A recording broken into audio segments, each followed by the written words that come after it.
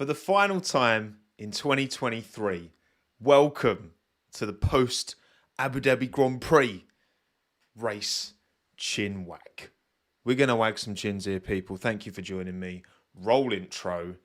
How are we doing, everyone live on YouTube, audio only, after the fact on YouTube, wherever you are. Don't forget to like and subscribe and rate and 5-star and all that stuff. I know you reminded you at the very start, audio only listeners, but I'm going to remind you again. And look at the pinkness in the background. I've had this LED light. In fact, I'm going to show you, right? I've had this light bar, right? It doesn't really look very pink. Ooh, look how pink it makes me look, right? I've had this for ages, and I'm like, well, I'm not using it. So I'm going to put it here, right? I'm going to see how it is. What do we think? Do we like it? Is it a yay or nay? I think it works quite well. I like it. I need to lean into the pink a bit more, you know. I need to own it, and we're going to try things out. Okay, in this off season, we're going to try things out. Like I said before, these live podcasts are going to come back thick and fast next year, and I think that's a Minton at the door. Is that a Minton at the door? It is. Minton, come in. If you're going to scratch at the door, then at least say hello to your adoring fans. Look, I'm showing you Minton without even giving you an ad to watch. Looks like Darth Vader's last stream. That's the exact look I was going for, Christopher. That's the exact look I was going for. Look at him. Look at him. He was sleeping in the bedroom, and now he heard me talking. He's like, I'm going to gate crash the stream, say hello to all of my adoring fans, and then I'm going to sleep. So here he is. You can see his little eyes closing gradually. Good boy, aren't you? You're very good. You are very... Did anyone else see as well? I got him on Sky Sports again. I got him on Sky Sports again. Listen. And I was like, I send a clip in, you know, might get featured. Talking about your most memorable moment of the year, best moment of the year, however you want to put it. I was like, okay, cool. But I'm going to have Minton on my shoulder. That's just kind of how it works. Anyway, thank you all for coming. Thank you, Halita, Bismarck, Bahari, Hamza, Pistachio, Oliver, Matthew, Patrick, Road Rage, Aleph, Martin, Macklin, Niels, Durso, Theodore, Pitley, Mizik, Charmander, Supra, Sava, Christopher, Ray, BW, Noah, Freya, Daniel, Moon One, Astra, Lane, Ricardo, Will, Bruno, Matthew, Rosaline, Menace, Professor Z, Dan, Bernie, Adam. I'm going to keep going. Leslie, Callagher, Alex, Xavier, Who's, Charles, TJ, Dawood, Kaylee, Wetwater, Molly, Vivian, Mika, PP, Adonis, Nuttawa, Philip, Otto, Daddy Fett, Jack, Jerome, Adrian, Jason. I like to think at some point, if you come back to these streams often enough, I will get to your name at some point. I'm trying my best. But anyway, right, cool. How long we've been live for like 5 minutes and I've not even talked about anything to do with the 2023 Abu Dhabi Grand Prix. So let's get started. Again, quick reminder, audio only, Apple Podcast, Spotify, blah, blah, blah. Do all that. Just even if you don't if you typically watch this on YouTube, just go on your phone and just sort it out now. Just do it now, okay? Why not? Yes, do that, okay? Right. Abu Dhabi Grand Prix, rating out of 10. Live chat, can you give me some numbers, please? Can you give me some numbers? Live chats. 8 out of 10. Race rating out of 10. Ooh, interesting. I'm getting flashbacks here. 6, 6, 5, 4, 4, 3, 6, 2, 6, 4, 7, 4, 6, 2, 7, 5, 7, 4, 6, 6, 7, 7, 6, 7. Yuki led some laps, so 10. Daniel, I'll rate that. 8. Ending was good. That was about it. Okay. So, actually, you know what? What I'm going to do is the poll. So race. Oh, actually, that's something with this new microphone location. Hang on, let's move that there. Here we go. Race rating out of 10. I've got a new arm for my microphone that's much less it's not in the way of the camera shot anymore. But also I need to kind of put my arm under it to type. So So I'm gonna go 7 or higher.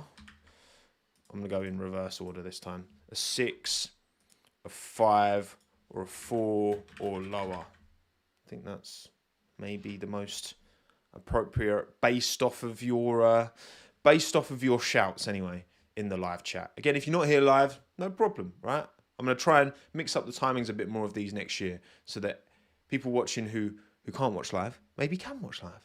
And I've done that a few times this year, innit? I did that one that I started at like 8 a.m. UK time and bosh. Max Alonso post-race interview carried the weekend. That was very good. Max interviewing Fernando was good vibes, not going to lie. Engaged at enjoying pit stop strategy and Charles fighting Max for a minute. Indeed. Australia gang, absolutely. Right, what are you saying?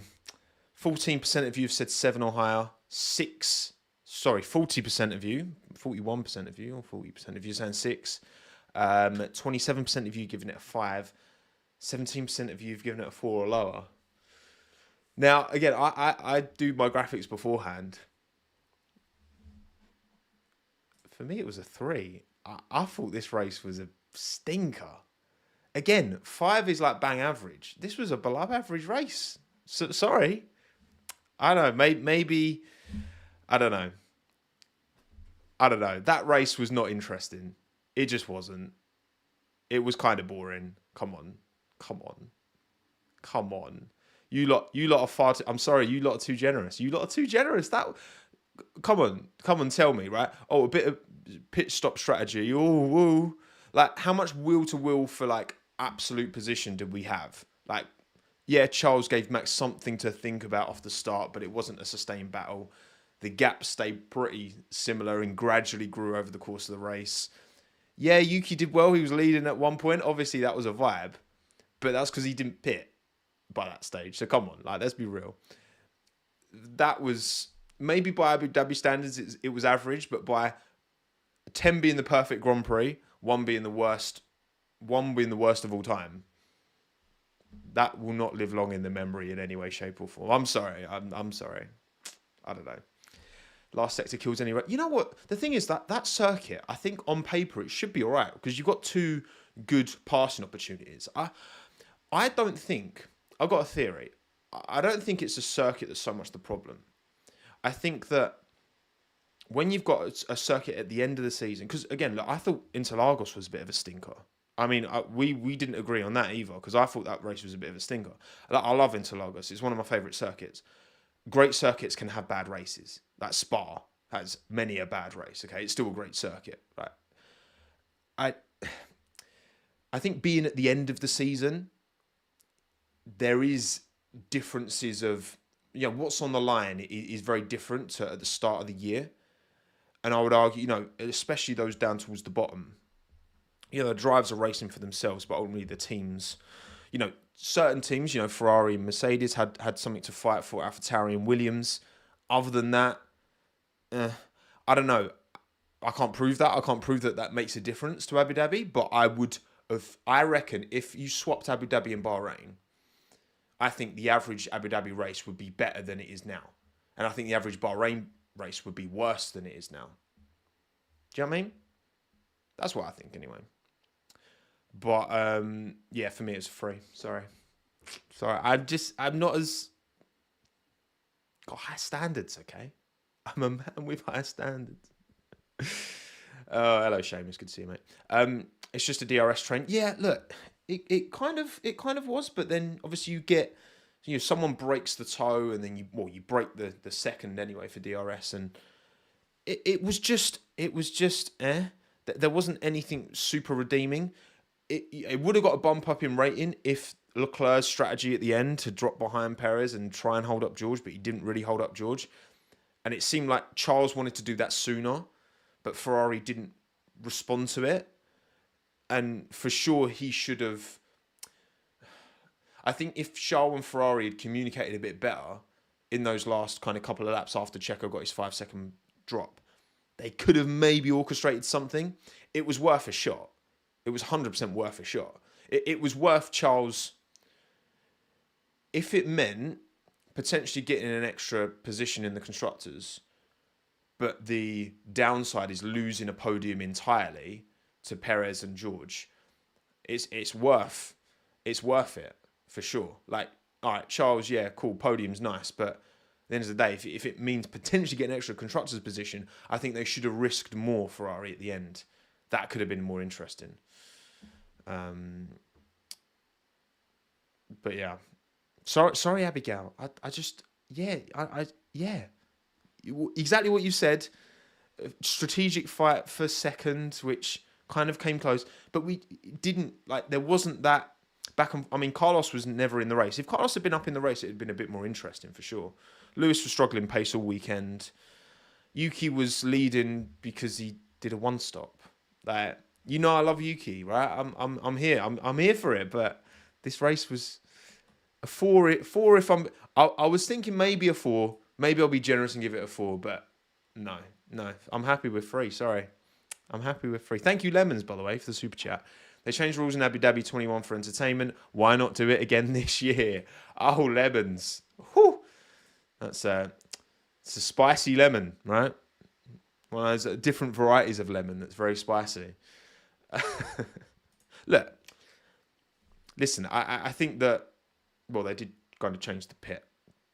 Briefly on that whole pit exit thing, Max overtaking people in the pit lane. Like, I understand that you are technically allowed to do that in the rules, but you shouldn't be allowed to do that in the rules. I'm glad they've changed it because it's just ridiculous when you've got cars trying to overtake down the pit. Like, it was ridiculous in Brazil. It was ridiculous in Abu Dhabi as far as I'm concerned. It's not, for me, it's not about, well, it's technically in the rules. It's like what I think the rules should be.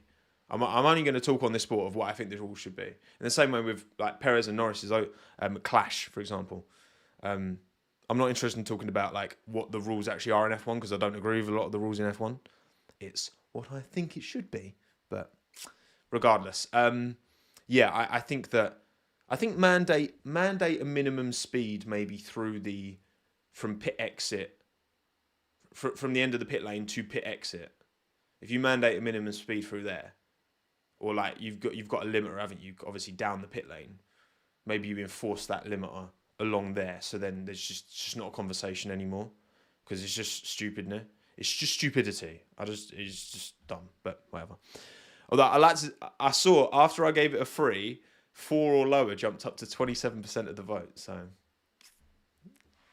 influencer, okay. Oh dear, I can be a little cringy bastard sometimes, can't I? There you go. Anyway, right. That was a 3 out of 10 for me. And the race result, Max Verstappen takes win number 19. 19. Imagine if we'd had a full 24 race season as well. If we had Imola, if we had China, you wouldn't bet against Max to win them 2 and all. But yeah, he's got courtesy of Tommy, big up Tom Bellingham, of course, for this one. Max has the most wins in a row, 10, and the third most wins in a row, 7, in the same season. He achieved them both in 2023. So Carlos Sainz, if anything, done Max a favour a bit, really. Because it's like you can actually, instead of just having one ridiculous 17 in a row record, here's 2, his first and third. You know? It's very kind of Carlos to take that. To take that, very kind of him. Thank you, Daniel, by the way, for the super chat as well for the live streams this year. Daniel, you're a good man, Daniel. It was a pleasure to meet you early this year. Actually, have I shown you what Daniel got me? Right. So Daniel, I met at so Daniel won tickets. So remember when I gave away tickets via head out after Austria to go to Hungary? Daniel won tickets. So I saw Daniel in Austria and I saw Daniel in Hungary. And let me get. This is what Daniel gave me, which I still think you're far too generous. It's in here somewhere. Where is it? There it is. And I'm gonna. No, wait, that's not it. Here it is. Okay, I actually have it now. So Daniel very kindly gave me this old Williams cap, it's vintage style. And what's that flag on the back? Bit of Maldonado. Look at that. Legend. Now it is I think it's a child's hat. So obviously, like it doesn't even come close to fit. I've got a big head, right? But like it's not that big. So because it's Montoya. No. Oh, that's so bad. That's so bad from me. It's Montoya, isn't it? Of course it is. That's a certified Lomo moment. That is a shocker. Um, why did I think that was Maldonado? That's jokes. But yeah, look at that. Classic. It's not actually side. It's like stitched in. It's quite cool. But yeah, Daniel's. It's been a long season. Yeah, you know what? That's not an excuse. I'll be honest. That's not an excuse. I appreciate you tried to give me something there, but I just got to take the L on that one. This is definitely Montoya and not Maldonado. Montoya's like one of my favourite drivers of all time as well. Just didn't come to mind in that moment, but there you go. Anyway, thank you, Daniel. You're a hero. And yes, plans on any races next year? I've got no plans to, but typically, I mean, obviously, if there's opportunities that come up, like when I went to like Miami, and the stuff we've had out as well, that kind of manifests quite last minute. But I'm keen to not have too many plans this year and just kind of take it as it goes. You know what I mean? I can't believe I said Maldonado instead of Montoya. Says a lot about how much of an impact that man left on the sport. Anyway. And thank you, Canuyo, by the way, as well, for joining Friends of Tommo. I appreciate that. £2 a month, people. £2 a month. But yeah. Anyway, right, cool. Anyway, back to the race. So, Max won, Charles Leclerc P2, George Russell P3. How many times in a row has Charles put it on the front row? Hang on. I had a... Oh, let me see if I can find it. There was a good... Oh, it might be in my history. There was a really good graph of everyone's qualifying positions.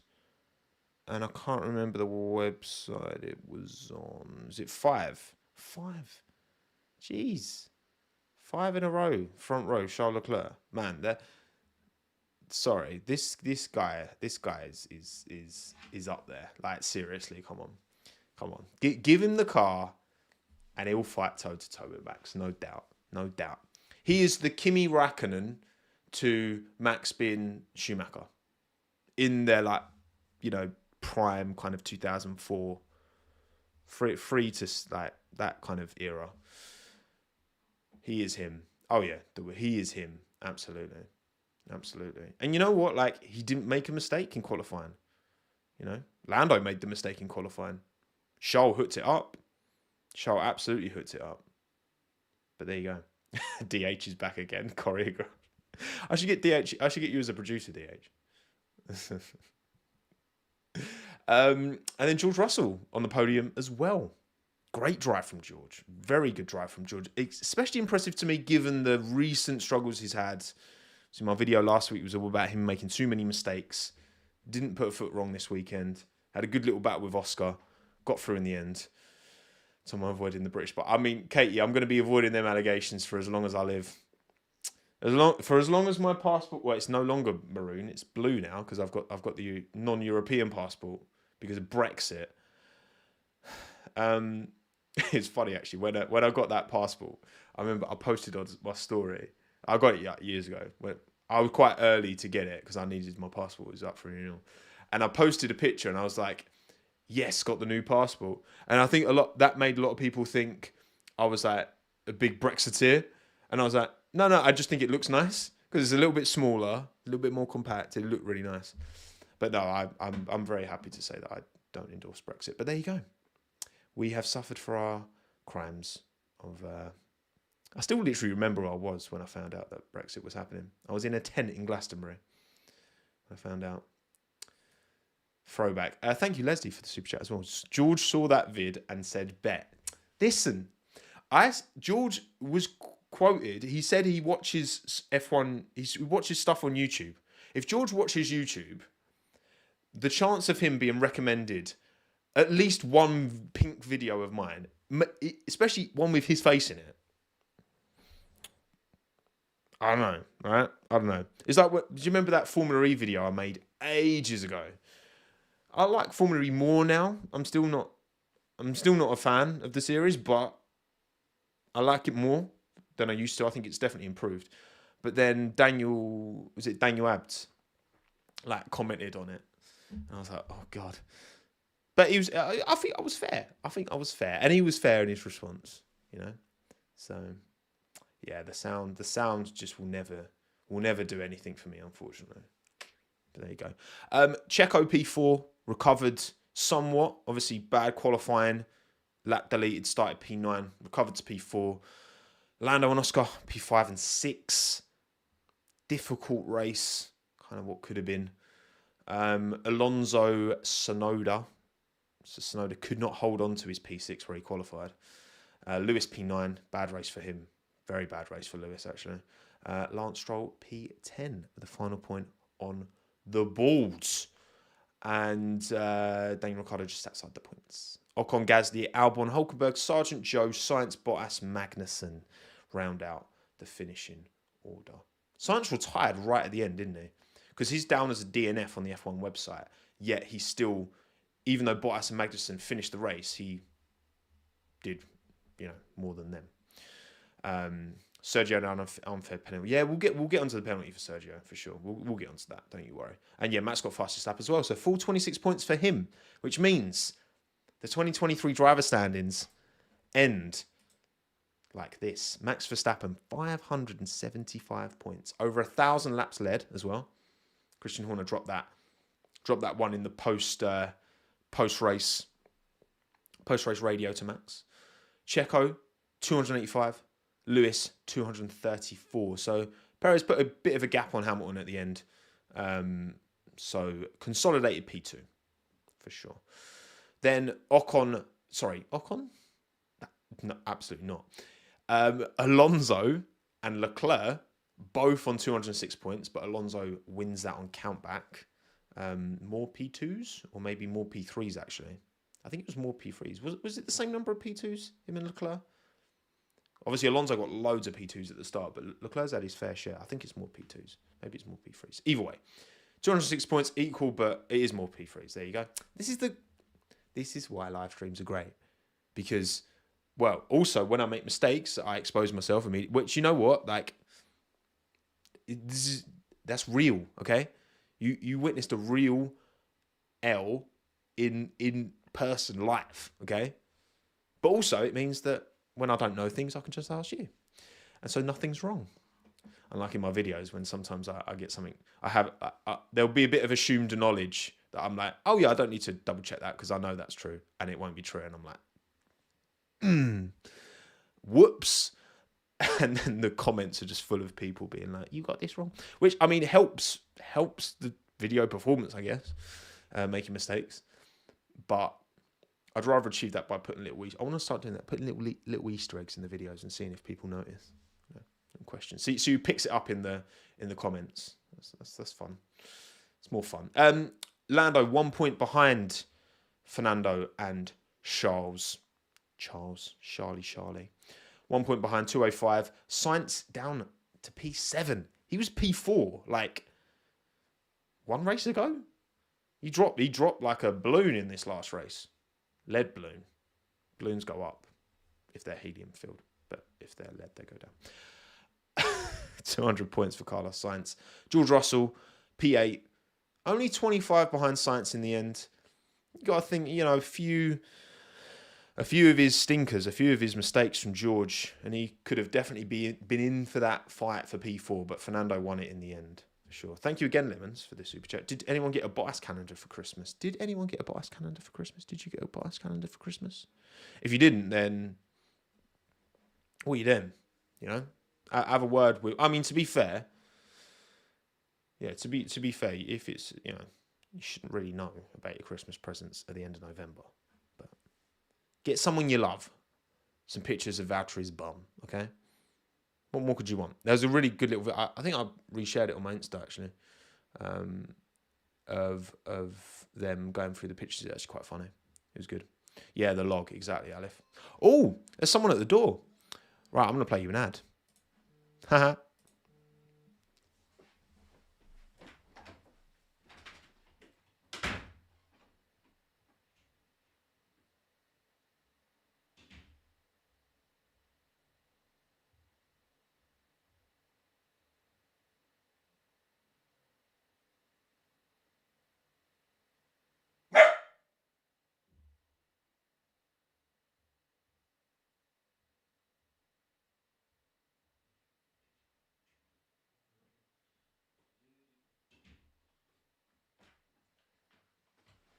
Did Minton look after you while I was gone? It wasn't even for me. Did you hear the ring? Ding ding ding.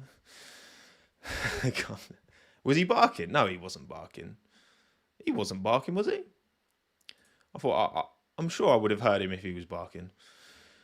Maybe he did. You did hear Minton bark. Oh, you did. Fair. Well, you did. You defending the property. Right, come on. I'm glad you looked after everyone. Right, go on, get back in your bed. There you go. Right. Cool.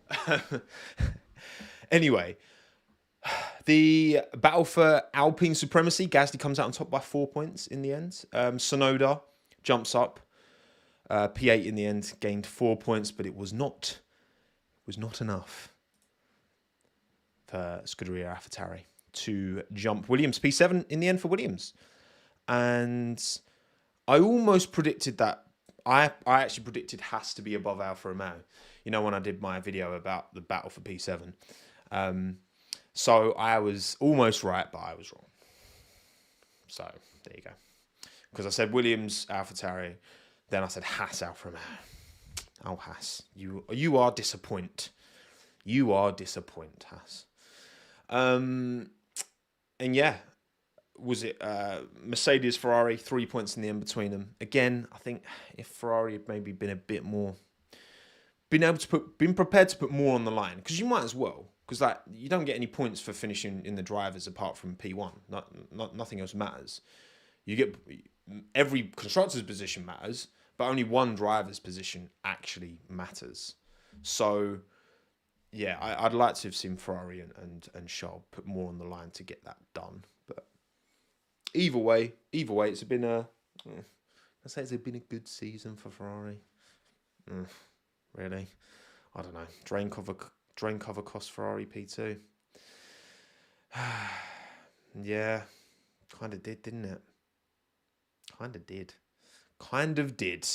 Günther Steiner really should be questioned. Look, Marek, I've not been impressed with Günther for the longest time.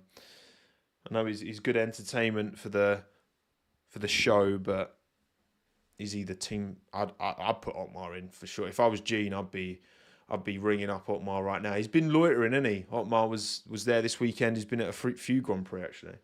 He was chatting to Ted on the notebook, and yeah, I'd be giving Otmar's number a ring for sure.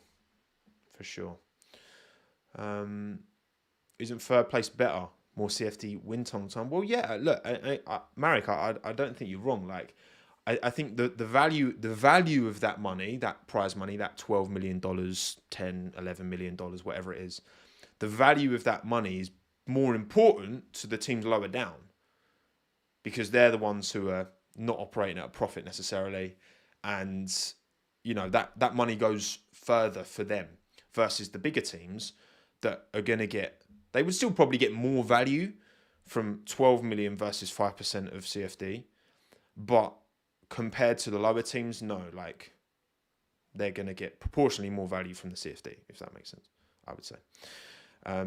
It's true. I mean, you can't just blame the drain cover, but again, it's one of them. It's like, because that's so recent, it's like, ugh.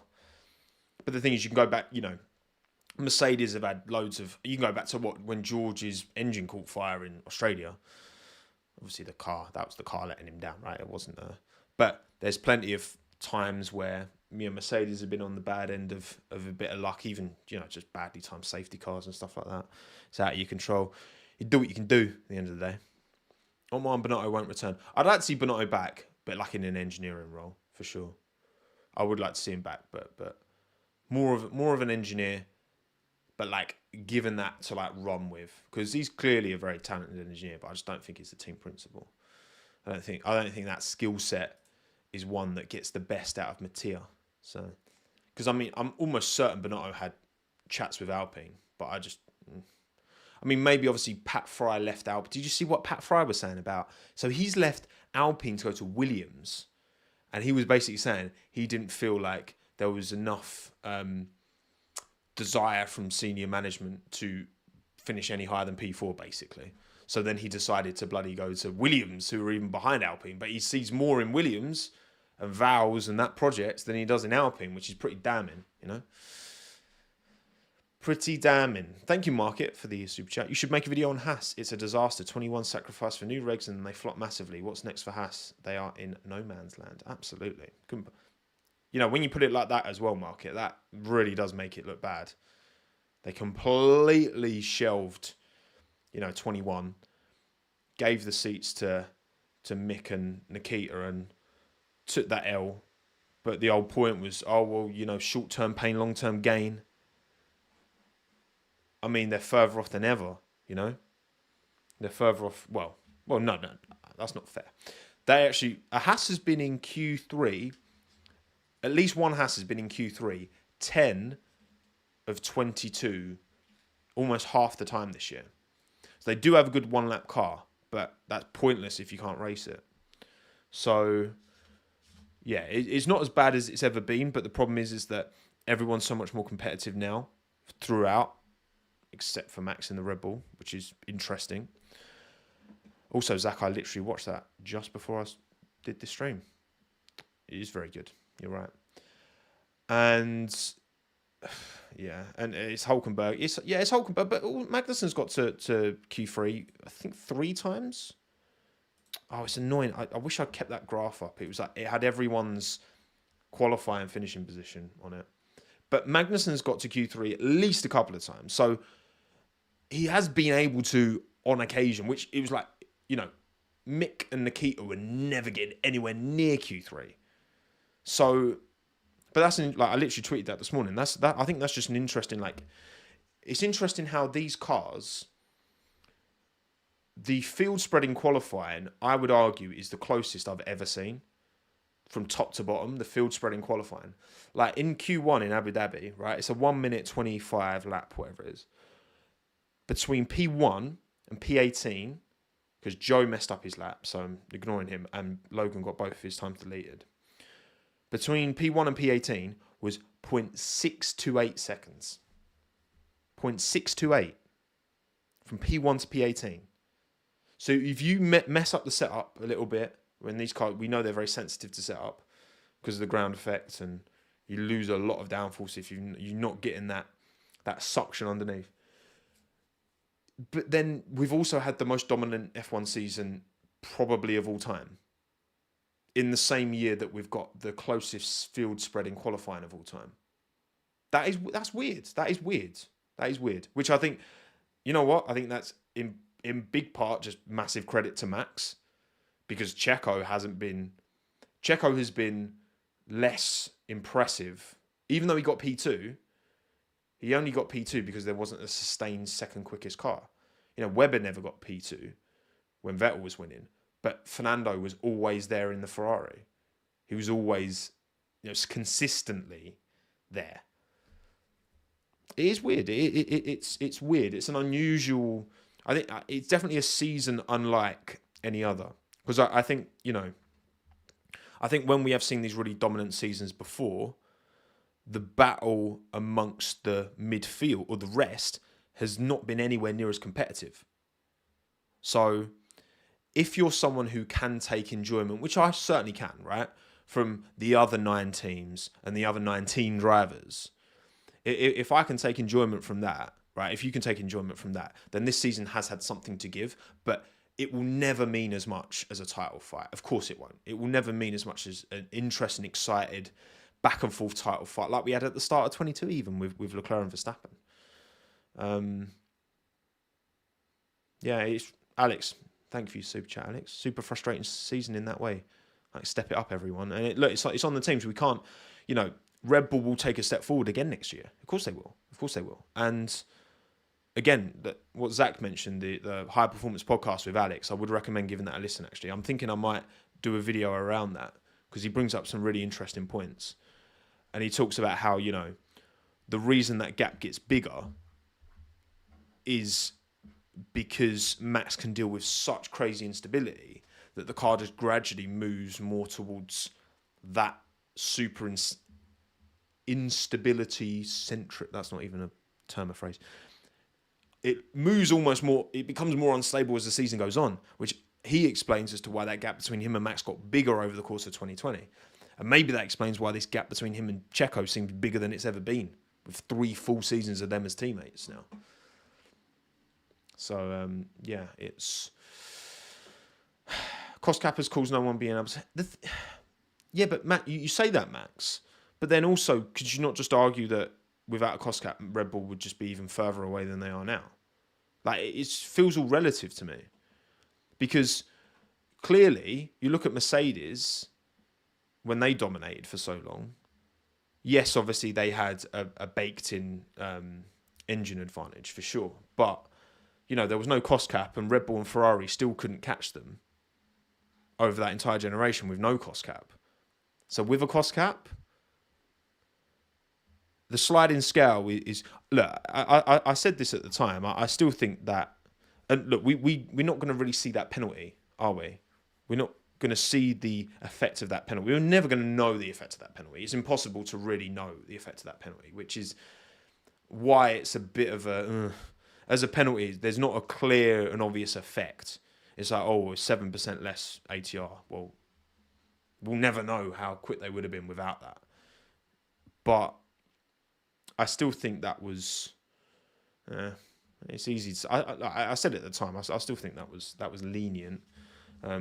But also, no one broke the cost cap this year, so maybe it did do enough to dissuade anyone from going in anywhere near it. Jamie, stop. No more super chat. You're far too generous. Thank you, Jamie, for the super chat. Hey, Tom, I just joined, but I have to watch after the fact. But I just wanted to give a little token of appreciation to all the hours of content you put out over the years. Hope to have a meet up at Albert Park someday. Thank you, Jamie. Well, look, Australian Grand Prix is absolute top of my list. Well, it's up there with Suzuka and Austin. They're the ones for me. Australia for the vibes, and I've got family out there, and I love Melbourne. It's like top 3 favourite city in the world. Love it. And Brazil would be sick, to be fair. But for me, Australia for the vibes. Japan, Suzuka would just be amazing. And Austin for the vibes as well. So Zandvoort would be cool. The thing is, like, that's Europe, so that's quite tenable to go to. Those other races that take a lot more money and effort to go to. But I definitely think that 2024, I'm going to be a lot more mobile when it comes to races in 2024. So I've already been to Canada, Julia. I got married there like 2 days after the race. So I went, didn't I? But yeah, thank you very much, Jamie. Very kind of you. Very kind of you. Cool. Okay, so bangers and clangers time. 2023 Abu Dhabi Grand Prix. Bangingest, clangingest. And again, next year I'm going to make it a bit more clear. I'm trying to consider the full weekend here as well. Obviously, the race takes up, 80% of the consideration. But I'm also going to, if they had a really good quali, they get a little bit of a bump for me. Even could practice a tiny little bit of a bump. So we'll start with mine. We'll get into yours. Also, thank you, Andre, for the super chat. Williams stopped development in Canada. They will maybe jump up next year. They will be with Aston, Mercedes, Ferrari, and McLaren will be a step ahead, perhaps.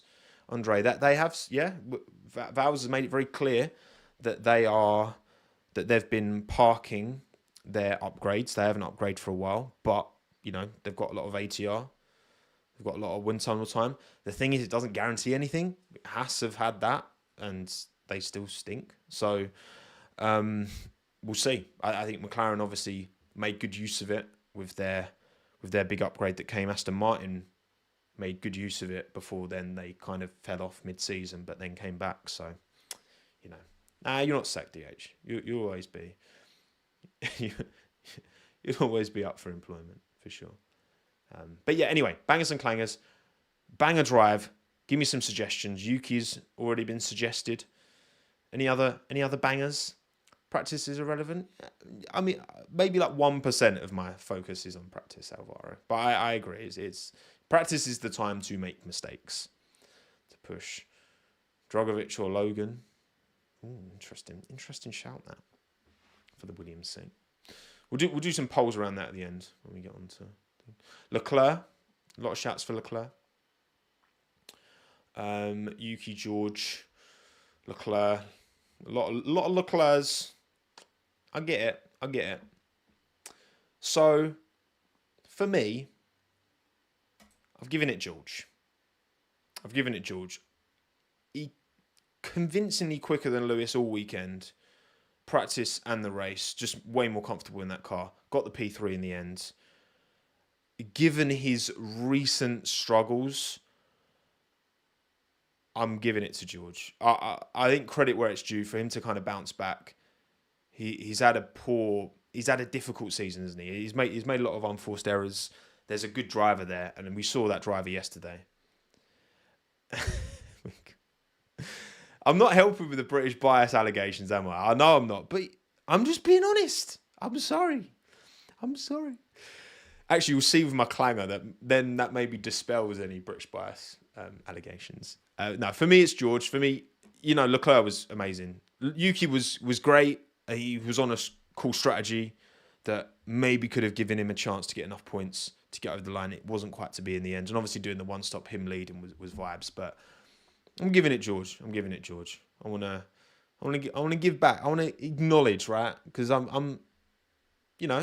think fair criticism is fair of George this year, but also fair acknowledgement because outqualified Lewis comfortably, got P3 in the end, and ultimately he did the last little thing. He stepped up at the last possible moment to get that P3 over the line. Because if there'd have been level on points, obviously Sainz got the win. So Ferrari would have won out on P2 on countback. So there you go. Latte Boy takes it. But what about yours? Well, 1,440 of you voted. I put out the poll last night on Twitter and on YouTube community. So make sure you subscribed on YouTube so you don't miss the polls next year. We're going to be doing... This is not going anywhere, bangers and clangers, for 2024. I promise you that. This is only going to be leveled up, these streams. More interaction, more involvement of me and you, right? Because we are a collective. We are one. It's like a cult. It's not a cult. It's not a cult, I promise. Right, 1,440 of you voted, and your banger drive for the 2023 Abu Dhabi Grand Prix was Yuki Tsunoda. Yuki prop paid off. All this time, all these 3 years of Yuki prop from me, and me keep calling him a diamond in the rough, which I would love to know how many times I've called him a diamond in the rough on a video and or live stream. 48% of you gave it to Yuki Tsunoda. He gave him a shot. Unfortunately, Daniel wasn't able to get up there as well. Hello, Sam. Good to see you, mate. But yeah, Yuki takes it, and it's good. You know what? He's a bit of a weapon round here, Yuki Tsunoda. I mean, 2021. Obviously, a lot happened in Abu Dhabi in 2021, but most importantly, Yuki got P4. He cooked. He got that move done on Bottas right at the end. He's had a great race in 2023 as well. What did he do in 22? Let me check what Yuki did in 22. So he qualified 12th, which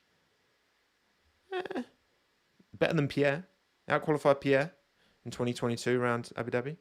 And he finished 11th, which is usually where Yuki finishes. So you know what? He knows his way around the Asmarine Street Circuit for sure. Yuki to replace Max. It's the only reasonable course of action, I think, for Red Bull now. 48% gave it to Yuki Tsunoda, 29% Charles Leclerc, 10% George Russell, and of course, 8% Max Verstappen. It's funny because I think Nira mentioned it on last lap yesterday. He was saying that when there was a bit of a meme in 2020 where Lewis was winning all the time, but Max was always getting driver of the day. And it's like now that Max is winning all the time, he's not getting driver of the day and he's not getting the... But that's what happens. When it becomes a given, then attention moves elsewhere in terms of that kind of acknowledgement, you know. Tommo will never choose a British driver as a clanger. Oh, DH. It's Lewis Hamilton. Come on. Lewis had a stinker this weekend. He is my clanger drive of the weekend. Struggling in practice, out in Q2 in qualifying. He hit Pierre, broke Pierre's diffuser. He also... Wait. He had Didn't he have contact with someone else as well? He did, didn't he? Now, Science did have a stinker, but he recovered through... No, he didn't recover through that well. He recovered through it okay. But I think Lewis was just all out of sorts this weekend. I would say, to be fair, Gasly locked up. Yeah, but when you lock up, you actually lose brake performance. So surely if he didn't lock up, Lewis would have hit him even harder. He kind of overtook around the outside, didn't he? Kind of off track. Lewis had a stinker. Again, George Owen, he bottled his... That was the other one I was thinking of. Yeah, he should have got the move done on Yuki, really. He got it up the inside to that long left-hander on the final lap. But then he lost it, and Yuki kind of cut back underneath him and held on to P8. So, yeah, it wasn't a good week for Lewis at all. George was saying that even though they're 11-11 in qualifying, then they're rarely that close, which they were quite close last year. Like in terms of they'd be, half a tenth in it a lot of the time. But usually now, this year anyway, it's like bigger gaps between them, like 3-4 tenths, one way or the other. Either one of them's comfortable in the car or the other one isn't. That's a bit concerning as well for Mercedes. If you can't set up the car where both drivers are equally happy or equally unhappy, if you've got one happy and one not, but that driver keeps changing every weekend, that's not good. But yeah, Lewis clanger, I'm afraid. Not good. Not good. But a good season overall, given he still comfortably got P3 in the end. So credit there, but not a good Abu Dhabi Grand Prix for Lewis Hamilton. Your clanger drive was Carlos Sainz. 56% of you gave it to Carlos. It's fair. It's very fair, of course. I think Lewis, again, the contact with Gasly, the failed move on Tsunoda that he should have get done. I think that gave it to Lewis for me, but also Carlos out in Q1. He blamed that the team sending him out too late and traffic, and again, it's fine margins. The top 18, what were they split by? Were you listening earlier? Go on, first person to get it right gets a shout out. What were the top 18 split by in Q1? What's the number? Go on. I'm waiting. Oh, Carlos is wrong. No, I want the exact... Yes! The Azagoths is correct. 0.628. Well done. Carlos went in with 683. You went too soon? Oh, you should take that little bit more time to think. 0.628 of a second. Top 18. So Carlos was one of those that missed out. It's fine margins in Q1. And who knows, right? Because obviously Charles showed that car has pace. Quali pace, one lap pace, and race pace in the end. And Carlos has shown many a time this year that he can be almost as quick as Charles on average in qualifying. Not quite.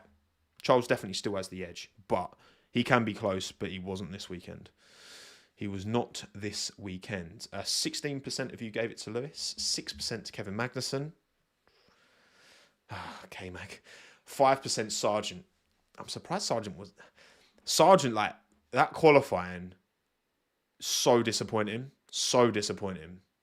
It must be so frustrating for Williams, seeing that the one at pace that he is able to deliver and his race pace that he can deliver, he has the ability to deliver that. But it's almost like, I actually think Sargent's problem is he keeps making mistakes. Piastri is not making mistakes, and I would say his actual pace delta from what we're seeing in the quali laps that get deleted. Logan went purple set to 1. Remember, like on that second lap he got deleted. He went quicker than Alex in Saudi Arabia, made the mistake. Like, if Sargent does his optimum lap, Alex does his optimum lap, Lando does his optimum, Oscar does his optimum with no mistakes. I think the gaps are actually pretty much the same. But Logan just keeps making mistakes. Piastri's not making mistakes. And therefore, he's able to deliver. Piastri's race pace struggled relative to Lando, as it has quite often, because he just doesn't have that tyre management knack that Lando's developed with that car. But he's just... Latifi didn't even get clear. Like, it's not good. It's really not good for Logan. But there you go. 5% of you gave him clanger drive. Right. Banger team. For me, Red Bull. Just kind of is. I mean, Checo should have done better. Checo should have qualified like third, really. I think his lap time that got deleted, would that have been good enough for third? I think it was. Either way. But then he got his time deleted. Recovered to P4 in the end. Max 1, P1. I mean, was it P? Oh, okay. Sorry, I gave... Okay, it's fifth. I gave Checo too much. I tried to give Checo some credit there. And actually, I overshot. So it should have been fifth. But from fifth, he would have still got on the podium. Almost certainly, right? Rather than starting ninth. But yeah. Banger team, Red Bull. Of course it is. Come on. You lot also gave it to Red Bull. 56% of the vote. 17% McLaren. 13% Mercedes. 10% AlphaTauri. There you go. Not much more to say on that, to be honest. And then finally, clanger team. For me, it's Alfa Romeo. I mean, it's almost always them or Haas. I've given it to Alfa this time. At least one of the Haas did all right in qualifying. You had Hulkenberg up in P8. Then obviously fell back for sure. But also Hulkenberg finished ahead of both Alfa Romeos. And like Bottas was on a weird strategy. But how he finished like 20 seconds behind Joe or something. Very weird. And a sad way to end Alfa Romeo's tenure in Formula One. Unless they link up with Haas. But because there were rumours earlier this year, weren't they, that Alfa Romeo were going to move their title sponsorship to Haas. That I couldn't be less excited about that. I'm sorry. It's so disappointing. A name with such legacy in this sport, Alfa Romeo, should be one of the best supported. It should evoke so much more remote. Like, this was the team that started it all. This was the team that This was the team that was banging before Ferrari, mate. If you look at it, right, 1950 Formula One season, back in my day.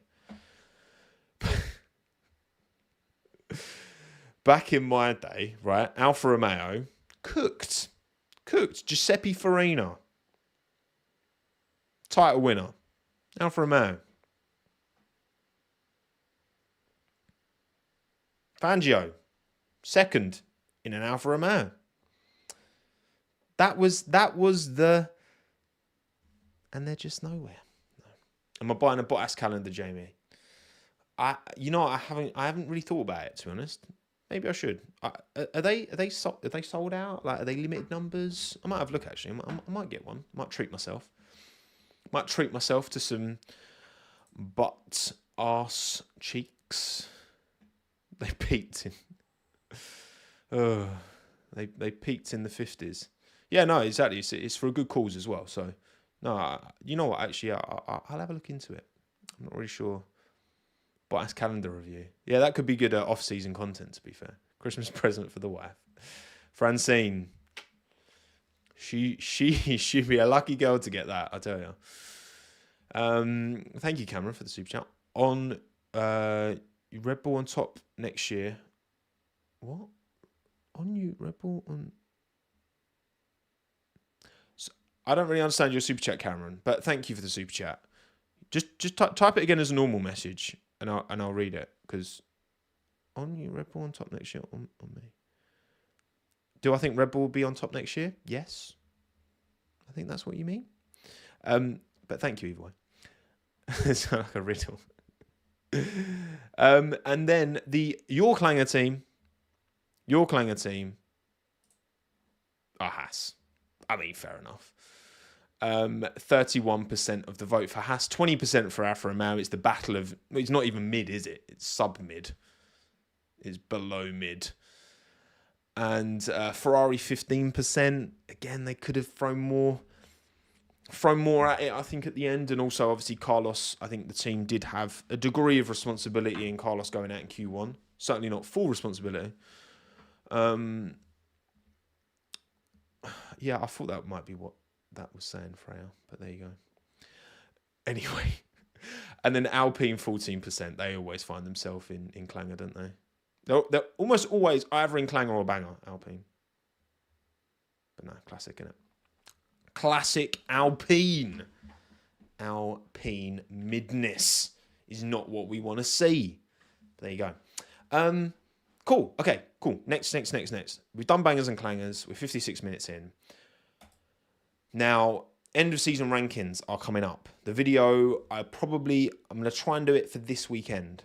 So, I've already put the poll out on Twitter and YouTube community. There is a link in the live chat and in the description of this video. If you're audio only, go on my Twitter, go on YouTube community, find the link, and let me know your season rankings. So, all 20 drivers, sorry, Nick and Liam, they're not included.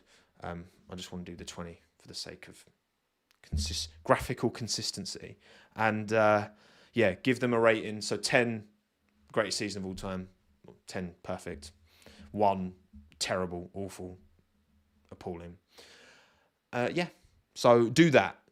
And then I want to get as many responses as possible. So there is as much of a range of votes, and then I'll average yours out. I'm going to do mine, and then we'll compare mine to yours, just like I did in the mid-season one. So that should be fun. Thoughts on Racing Balls? Terrible name. We'll go through the teams one by one now. But yeah, check that out. End of season rankings. Give it a go, and then your vote will be included as one of the many towards that video. Liam deserves a 10 in Super G. He does, Leslie. Absolutely. Liam Lawson. What a racer this year. Right.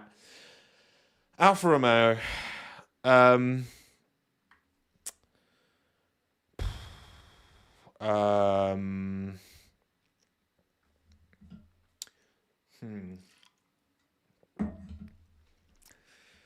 Yeah.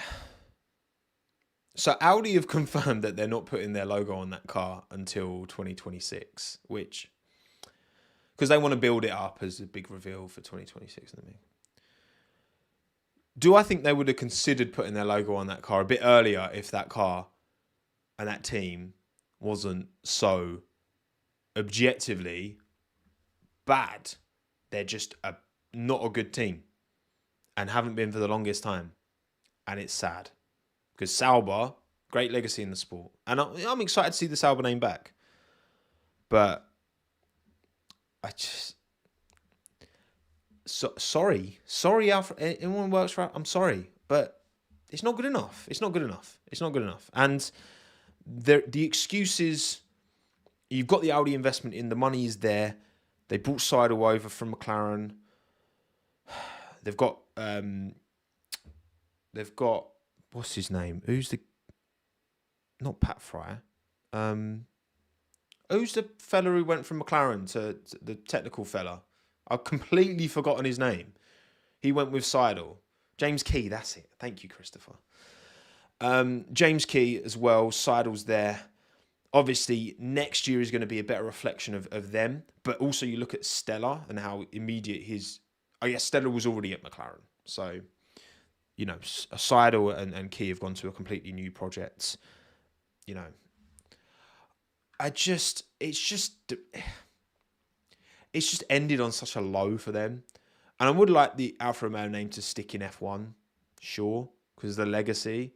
But like, it's in the same way, it's quite easy to forget the Williams legacy. But the Alfa Romeo, I mean, the Williams legacy was like in the 90s and like 2000s, you know, they were pretty good as well.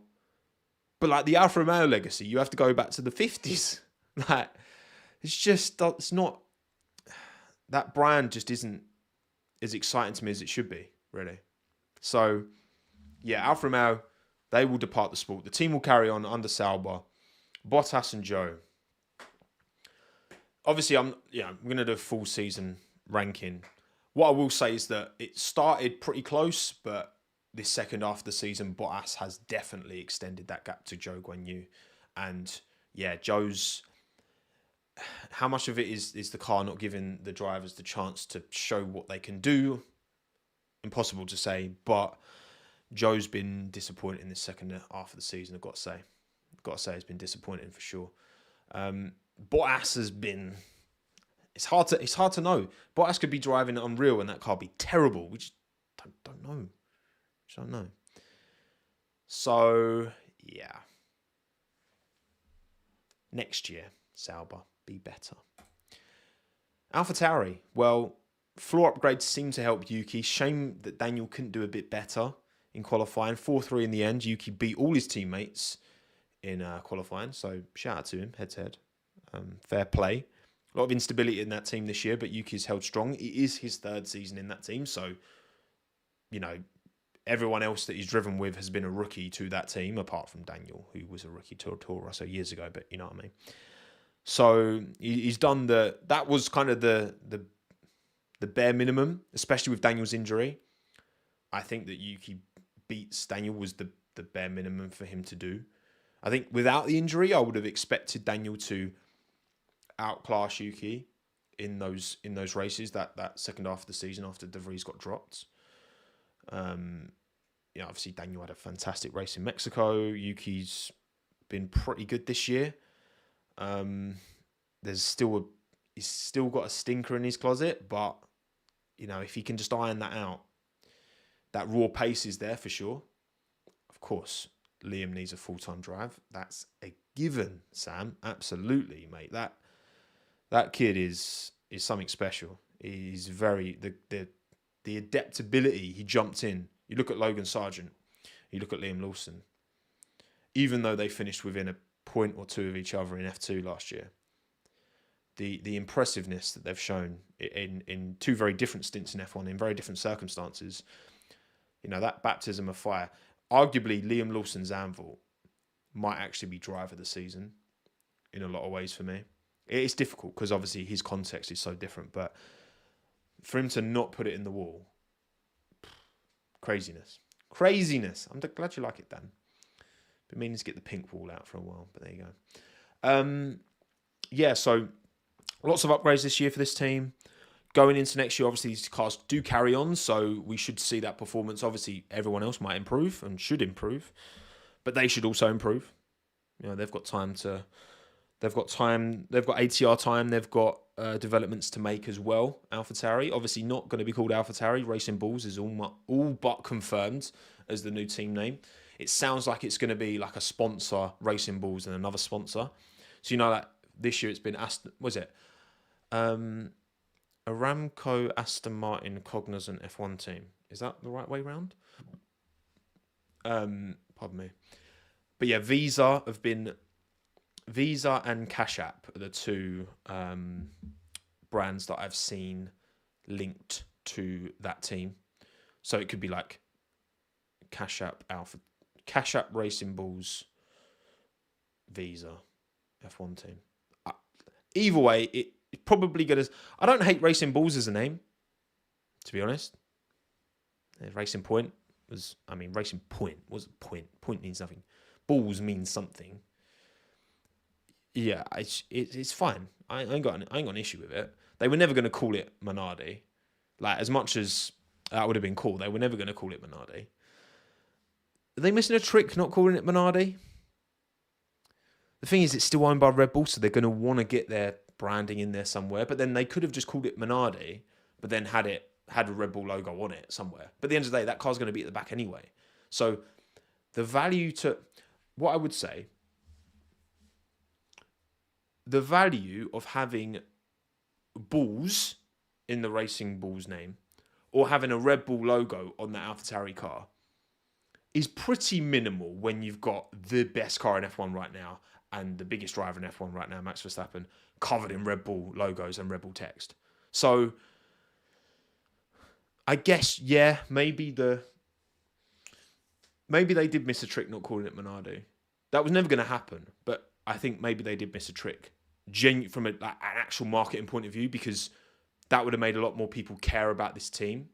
You can still put a Red Bull logo on it, on the car, but then you have Daniel Ricciardo. He'll probably be in the seat. It is looking like it's going to be Ricciardo. I think the injury... I think if Ricciardo would come in and like 11-0 Yuki in qualifying and not got the injury, and had more opportunity to put in performances like he did in Mexico, then I think he's getting that Red Bull seat. And I've said consistently, I thought that Ricciardo's going to get that seat next year. Now we've seen the season play out, I don't think there's quite enough from Ricciardo to show to confirm he's not just going to be a like-for-like change with Perez. Because otherwise, what's the point?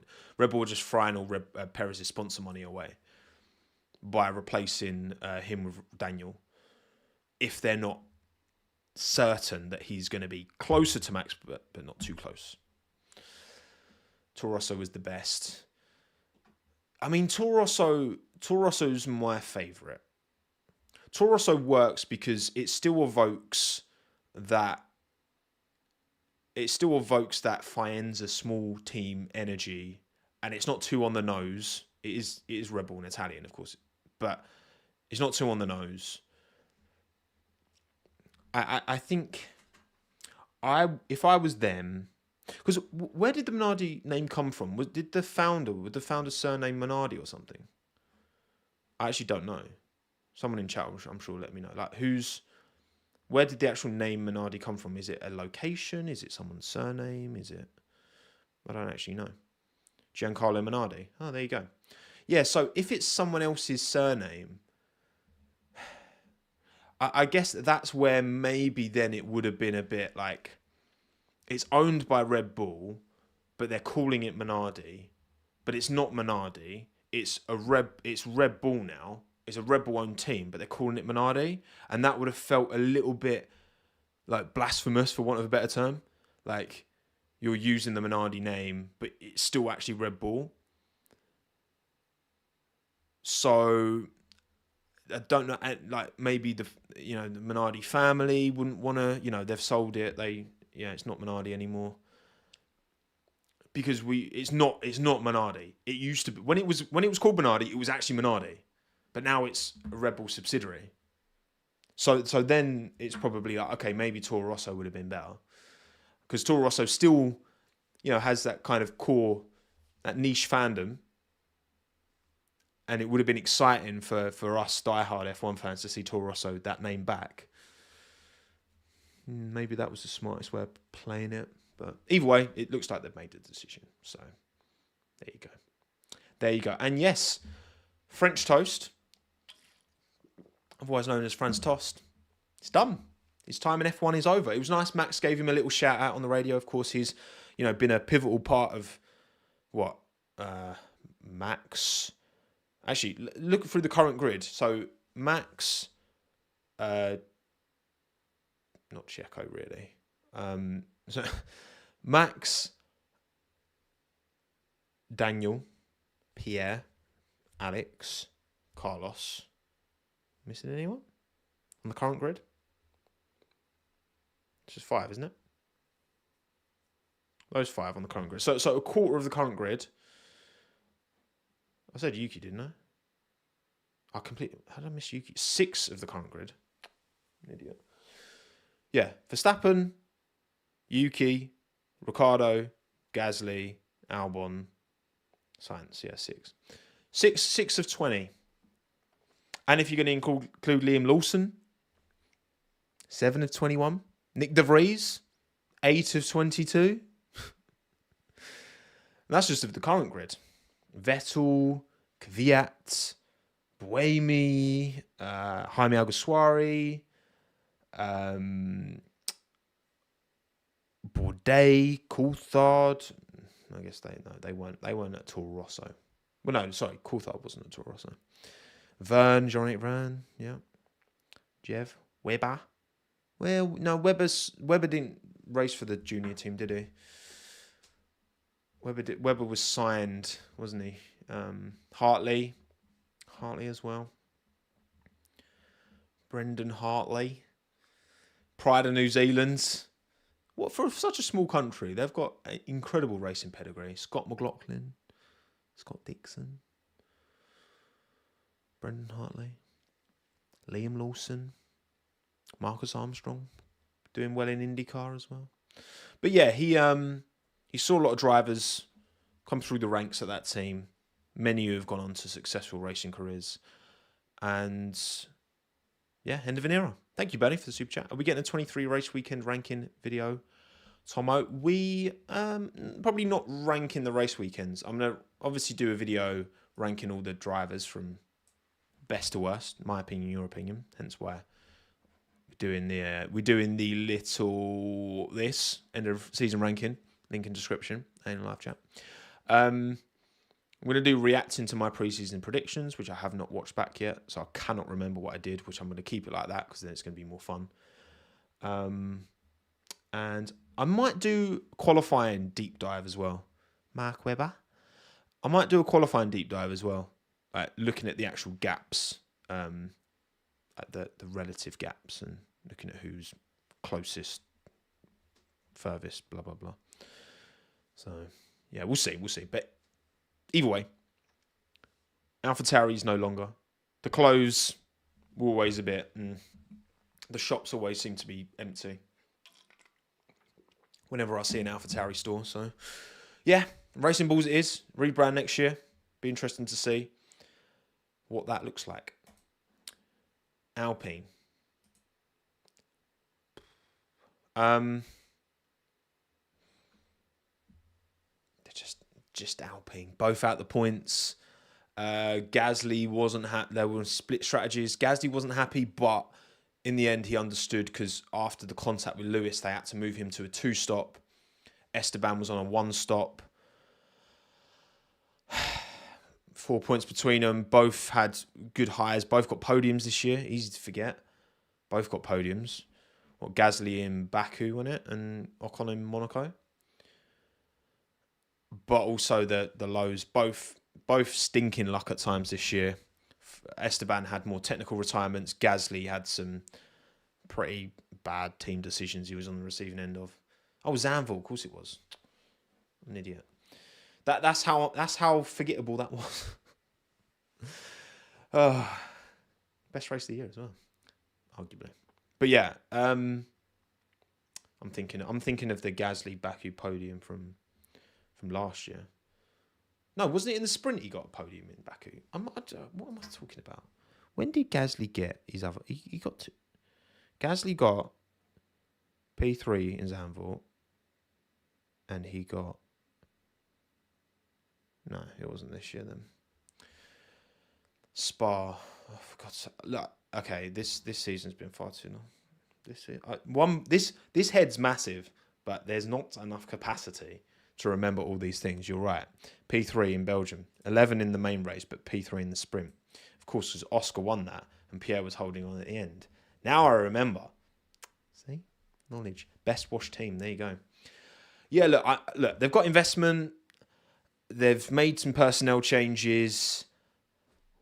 I guess they'll go again next year and we'll see what happens. But certainly Pat Fry's words as he departs and goes to Williams have not painted a particularly positive picture of goings on at that team, which is a shame because I've got a soft spot for the Enstone based team. I've got a little soft spot. Benetton back in the day, Lotus after that as well.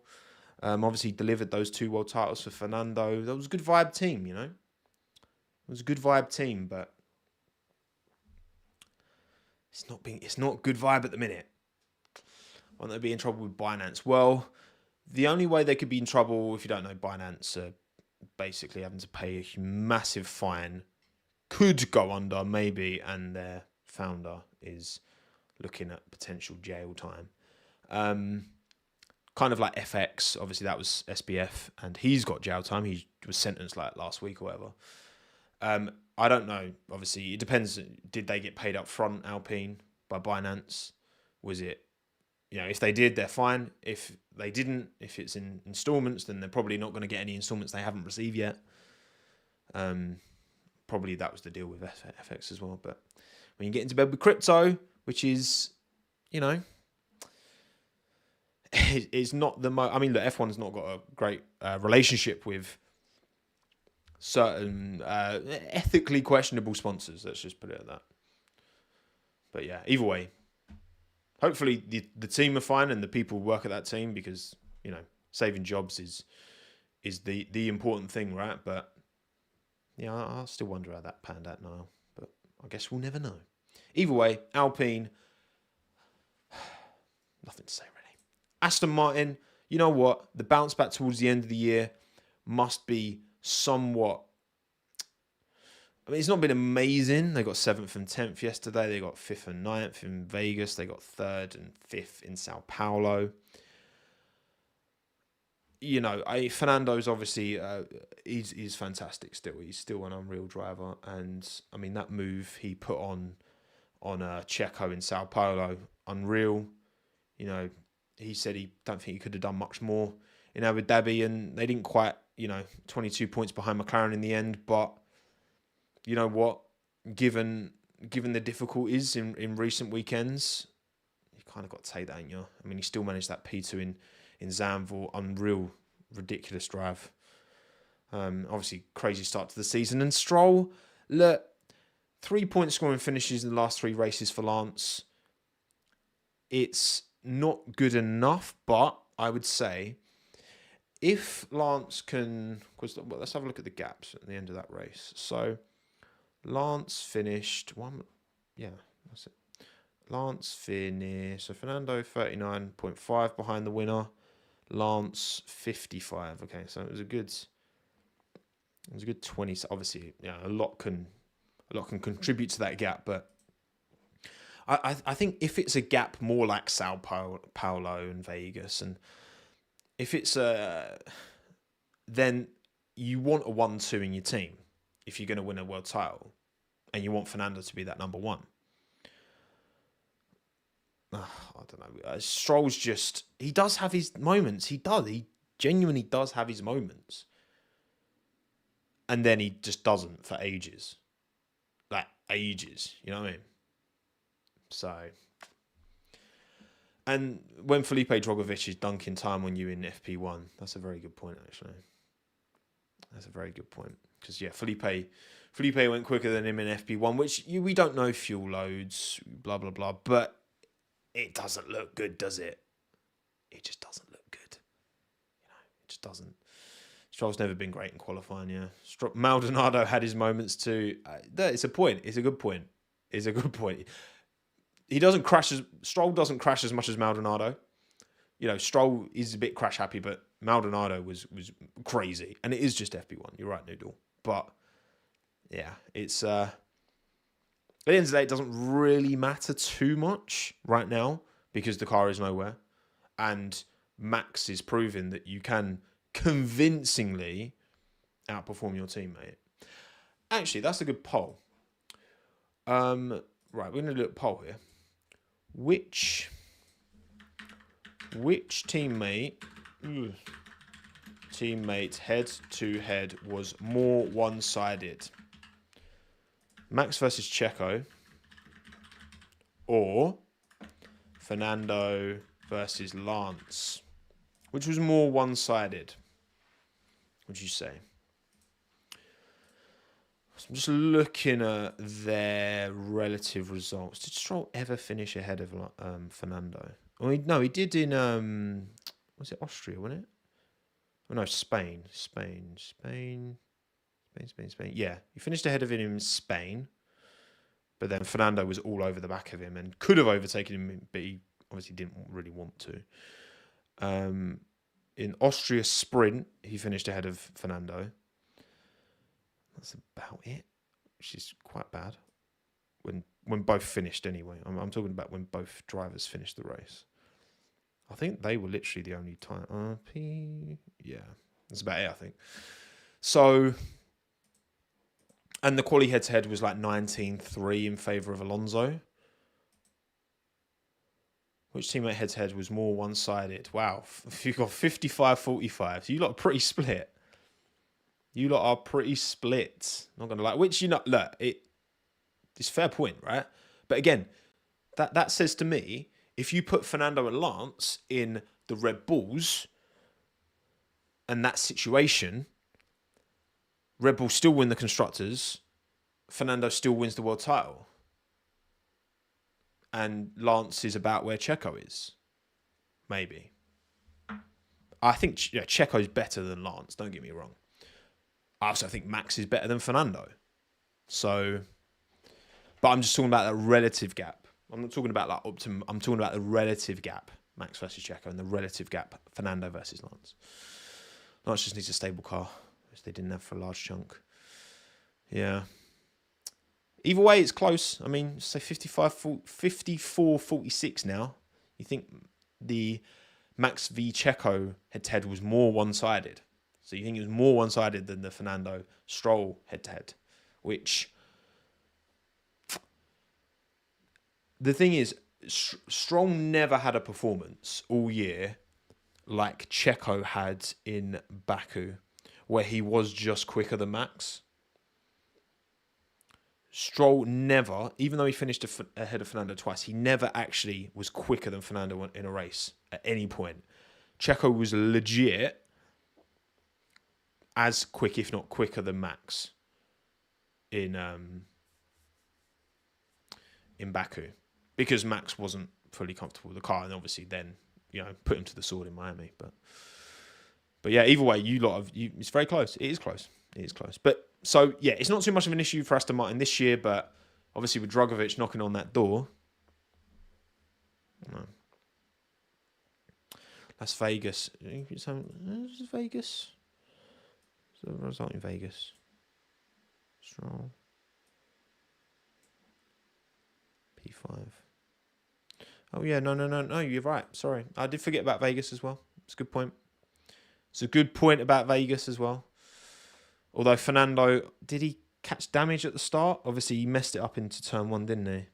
So I wouldn't be surprised if damage did contribute towards that. But either way, besides the point, Aston Martin come back better next year. Did I watch the F2 finale? I did, and we will talk about that once I've gone through all the teams. Ferrari, yeah, just obviously what happened to Carlos kind of spoiled. Obviously, Lewis getting knocked out in Q2 helped, but yeah, once he was out in Q1, that was always going to be an uphill battle. But Charles Leclerc, this tail end of the season has been very good. He's been very good. Like, come on. I mean, what he got? So he's got, yeah, bloody hell. So when you look at it, so Belgium, he got 3rd, 5th in the sprint. Zandvoort, he didn't finish. He was 4th in Italy, Singapore, Japan, 5th in Qatar, disqualified in Austin, of course, for the plank infringement, 3rd in Mexico, didn't start Sao Paulo because the car broke, 2nd in Vegas, 2nd in Abu Dhabi. Yeah, he's had a very good run in, hence why he's jumped Sainz right at the end as well, because Sainz definitely hasn't had the strength of Charles' run towards the end of the season. But either way, I think that dynamic's really strong. If I had to pick a driver pairing on the grid, actually, to entrust a title fight with equal machinery for everyone, to bring the highest opportunity of winning, certainly constructors, I would pick Leclerc Sainz, I think they've got that balance pretty much spot on. Charles is that slightly more capable, but Carlos is very reliable and he can, fly his own flag like he did in Singapore by getting pole position and actually delivering. So if I had to pick of any of the I'd probably pick these two to trust. It's just, I hope it feels like, you know what? It feels like old Freddie's getting there with these lot. Operationally, much better. The pit stops have been very good this year. 2nd best pit stops this year. 3rd best, actually, I think. I think they're 3rd best behind Red Bull and McLaren. So that was something they were never known for, and that stepped up massively. Strategy has been there's been less strategy blunders in the second half of the season as well. No. If you're winning Formula, if you're saying no, Mercedes is bad at pit stops. They're like right down there. They're one of the worst. But yeah, I think operationally, Fred's maybe helping that team out a bit. So look, who knows with Ferrari? Hopefully, they're saying their car's going to be very different next year, just like Mercedes has been saying. So we'll see. But good final run-in from Charles Leclerc for sure. Haas.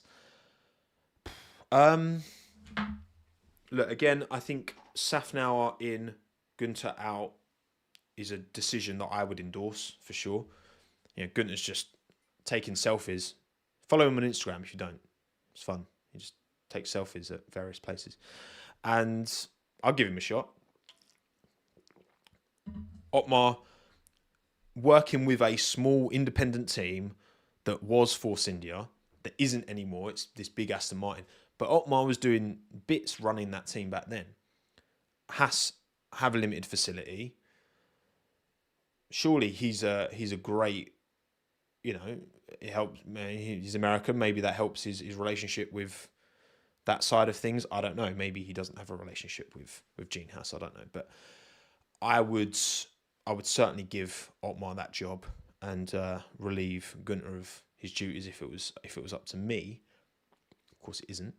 We've got two very capable drivers. I think Hülkenberg has really delivered, but I have zero belief in Haas next year. Like, straight away, I'm going to put Haas last in my 2024 season predictions. I can guarantee you that now. They're running two different spec cars, and they're both equally bad. It's like Magnussen, was it in Vegas? Vegas qualifying, Magnussen got to Q3 with the old spec car. Sorry, with the new spec car. Yeah. Magnussen got to Q3 in Vegas with a new spec car. Hülkenberg got to Q3 in Abu Dhabi with the old spec car. And the other one went out to be fair, Hülkenberg got to Q2 in Vegas. But either way, right. So you had two different spec cars getting to Q3. But then both cars just go backwards in the race. Sorry, I can't bring myself to talk about them anymore because it's just sad. Given how strong they were when they first came into F1 as well, with Grosjean at the wheel back in those days. It's just sad. And like, who gave the super chat earlier? Who was it who mentioned Haas in their super chat? It was... Who was it? Market. Put it perfectly. They sacrificed 2021. And what did that get them? Nowhere. Absolutely nowhere. Right, McLaren. Yeah, look, Lando's very hard on himself after qualifying. He does have the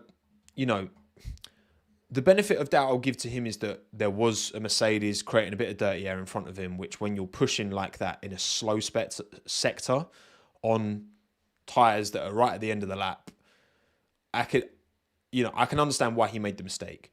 He still made the mistake. He would have known that Russell would have been there. And I'm pretty sure it was George. And he didn't drive, which, look, it's qualifying. You're going full tilt. Like, I get it. He did kind of let himself down a bit there. But obviously in the race, he was better, certainly better than Oscar. Got that move done pretty early on. Had a stinky pit stop. Yeah, you're right, Moon One. Very stinky pit stop. 10 is highest on the driver ranking, Jose. 10 is good, 1 is bad. And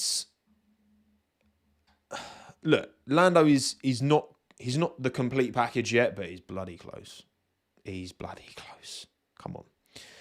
Yes, he's got a mistake in him. Look, when you have to push that hard, when you're full sending it, and look, maybe Max. To be fair, when Max had to full send it, Sector 3, Monaco, prime example, he did it. He didn't crash. He left no margin, and he got pole position.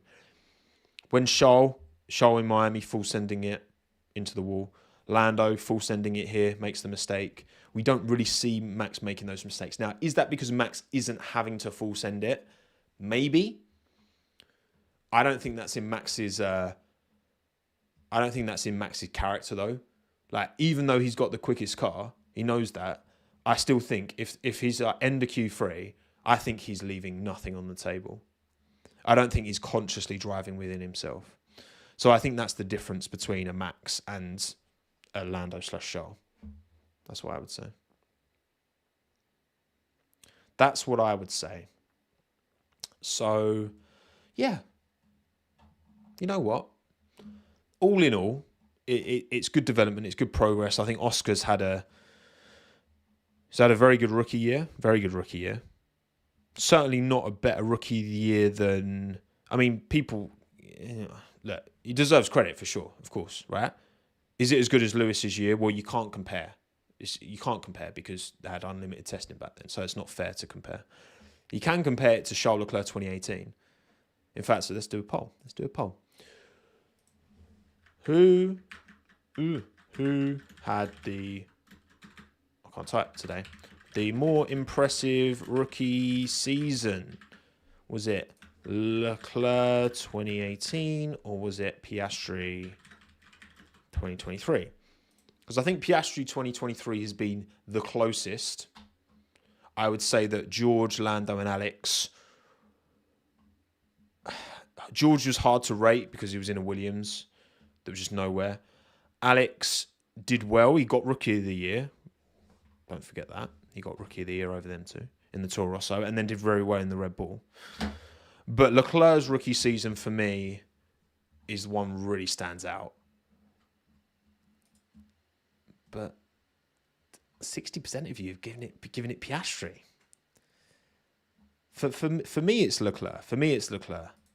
That season in 2018, that 2018 Formula One season, he got, was it 3 P7s in a row in the last 3 races in an Alfa Romeo? Nah, come on. So yeah, he got 3 P7s. In fact, his last fight, he got a P7 in Russia, retired twice, Japan, USA, then 3 P7s to end the season. Whereas teammate Marcus Ericsson got a P9 in one of them, but then 2 retirements as well. So I would still give it to Leclerc because he actually, Marcus Ericsson is not a Lando Norris, right? Lando's much better than Marcus Ericsson ever was in F1. Marcus Ericsson's great in IndyCar, but not in F1. But Charles almost immediately made that team his own, and that was crazy. Piastri won a sprint, he did, but this was in a McLaren that had the upgrades and was, around Spa. Maybe not with Lando's setup, but they'd turned that corner. Yes, yeah, I'm very serious. I think Leclerc 2018. I was more impressed Leclerc 2018 than I was Piastri 2023. And again, that's not shade on Piastri. Piastri 2023 has been great, but Leclerc was special. Thank you, Leslie, for the super chat. Maybe it's recency bias, but Piastri's composure and control stands out to me. You know what? I would say that Piastri's made fewer mistakes than Leclerc made in 2018. Obviously, Piastri's had his fair share. He spun in Australia, didn't he? Hit the wall. Obviously hit the wall at Zandvoort, which then Ricciardo went into him, but that was in practice. So yeah, I'm not going to put too much. A crash in practice is not the same as a crash in a race. You're meant to find the boundaries of performance in practice. That's kind of what it's for. But yeah. Anyway, I just remember that 2018 Charles Leclerc season very well. So maybe that's just me. The opposite of recency bias. Maybe that's just me harking back to the old days, 2018, as if that's the old days. But yeah, I mean, Piastri's got that. He's been crazy impressive, but also you see what he needs to work on. His race management, but wheel to wheel. I mean, his defense against George yesterday, really good. Very, very strong from Oscar. A great race from him again, to be fair. But yeah, I think McLaren next year, I feel like they're already on that path. This is what I worry about for Mercedes and Ferrari. McLaren are already on the Red Bull path.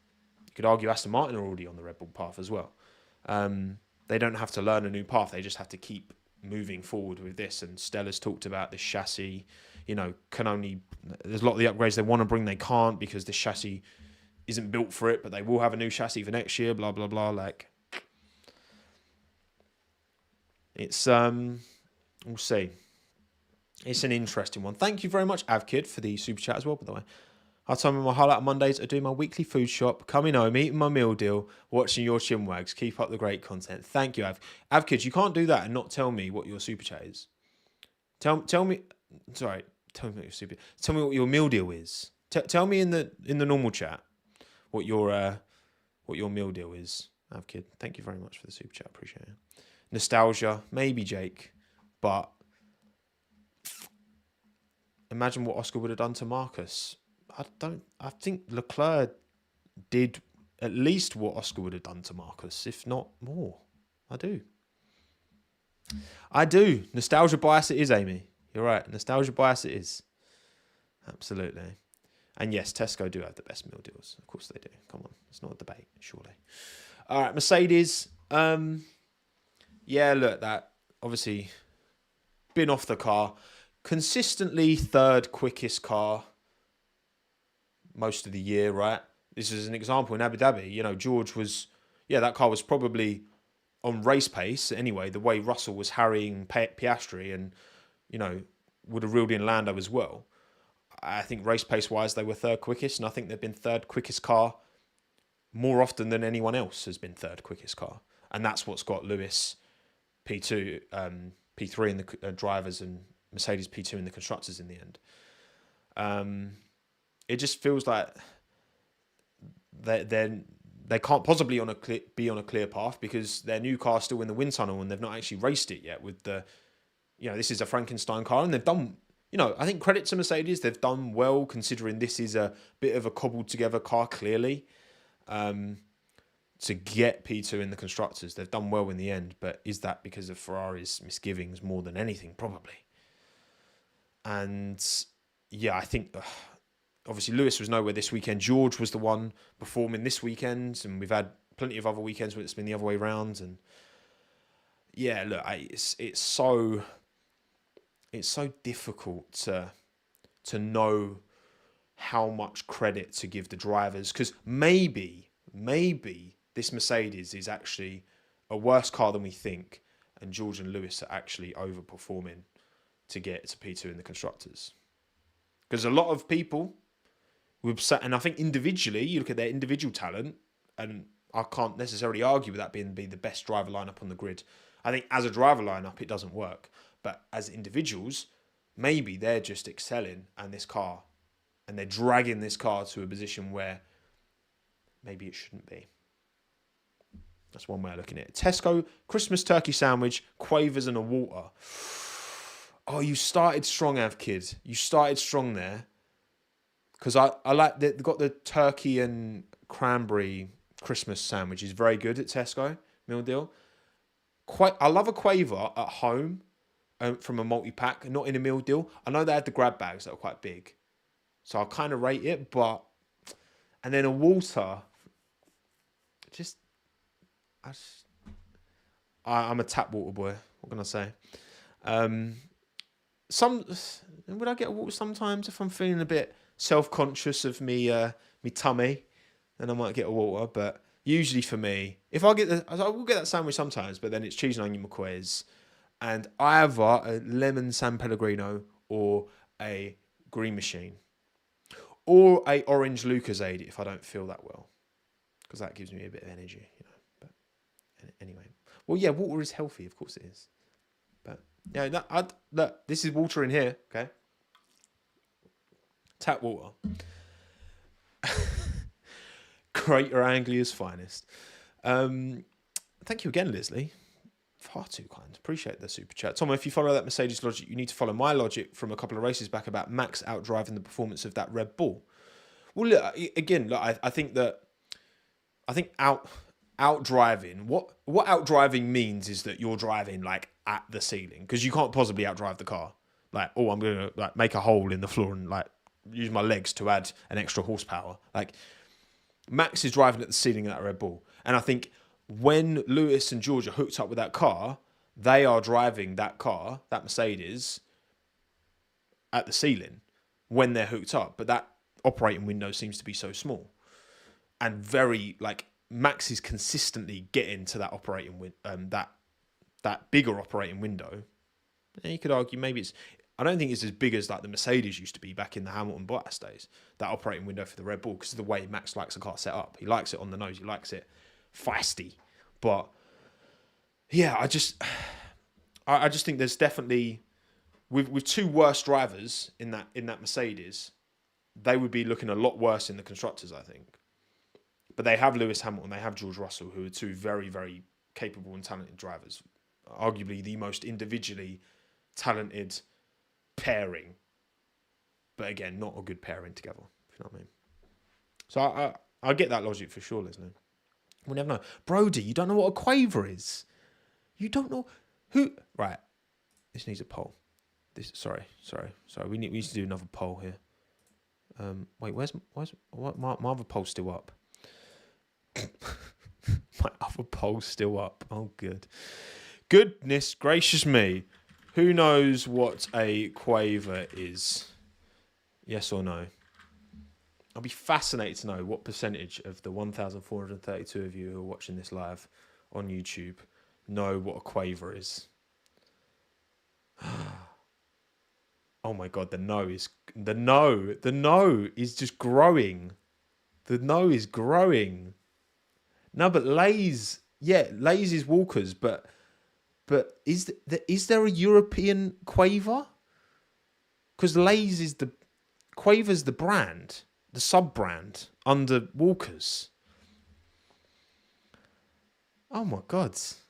You thought my audience... Have a guess, chat, what percentage of my audience in the last 20, 30 days is British? Have a guess. Go on. Have a little guess, all right? I'm going to get on my analytics. I know we're going off on a track, but you know what? This is the last race of the season, and you're here for a good time, and a long time. Both. You're here for a long time, not a good time, is what I should have really said there. What do you reckon? What do you reckon the percentage of Britishness is in my audience? God, there's some serious ranges going on here. 34%, 8%, 20%, 60%, 37.8%, 25%, 36%. Okay. So in the last 28 days, 18.3% of my audience is from the United Kingdom. 18.3. 18.3. And a lot of you would be surprised by that. 20.5% is US.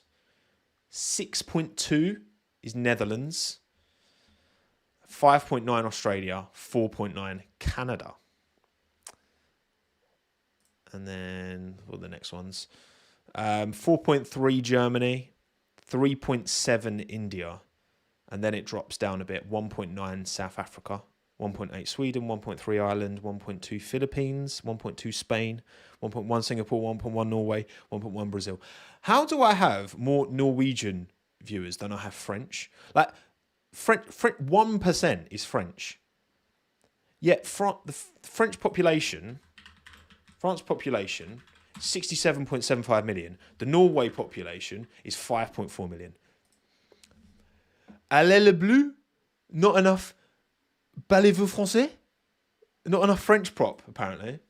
Yeah. The French don't like me. Something's got to change. But there you go. Anyway, he just came back to a crisps, Chinwag. There you go, Will.i.am. That's exactly what the people wanted.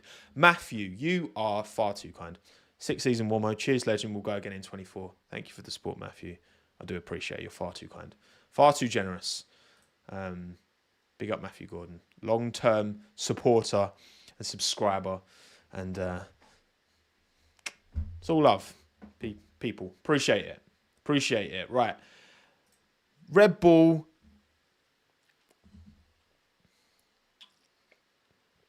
Man, they are the team to beat. They are operationally exceptional. They have an incredible driver in Max Verstappen. Who's driving at a level that we don't see very often. A level that Hamilton delivered a level that Schumacher delivered, a level that Vettel delivered, a level that Senna delivered, a level that Prost delivered, a level that Clark delivered, a level that not many drivers, Fangio, if you go far enough back. And it's ominous for the rest of the grids. It's a challenge. And there's certainly drivers on this grid who can fight with Max, for sure, in the same way that Montoya and Raikkonen could fight with Schumacher, in the same way that, throughout the generations. These drivers who've dominated, they've always had their foes, their adversaries who can hang with them. We know, Leclerc, given the right hardware, can fight with Verstappen. Hamilton can. I think Lando can. I think George can. I think Carlos can. I think there's a lot of drivers on this grid who can fight with Max. Do I think any of them are better than Max? I do not. He is the best driver in F1 right now, by a margin. I think Alonso is the one I would probably most rely on, specifically with Max, because I feel like they're very similar. I feel like their approaches are very similar, Max and Fernando. I think Fernando sees a lot of himself in Max Verstappen. And I think if Aston gave Alonso a top car, that would be... Ooh. But yeah, look, it's an incredible season from like an individual standpoint. And you know what? It's not been the most entertaining at the front. We've had something to talk about and think about and be excited about in the midfield, fortunately. This is a sport that when it's being dominated, whoever it was dominating, be that Vettel, Hamilton, Schumacher, whoever, at the time, people do... This sport is inherently flawed, unlike most other sports where you can have a dominant, football season, dominant basketball season, and still have really interesting storylines and really competitive battles throughout. When Max is dominating an F1 race, we barely see him. He barely gets on camera. When a football player is dominating a football game, that they are centre of attention, and that is the entertainment. The entertainment in F1 comes from battling. It doesn't come from domination. But we stay, because this is the sport. And you know what? You acknowledge greatness when you see it, and this will certainly be more acknowledged in the future, in the same way that Lewis's and Vettel's and Schumacher's and all these periods, they look back on way more fondly than they are experienced in the moment. He's set one hell of a standard as Max, and Red Bull have built one hell of a car for him to do it. You don't have one without the other.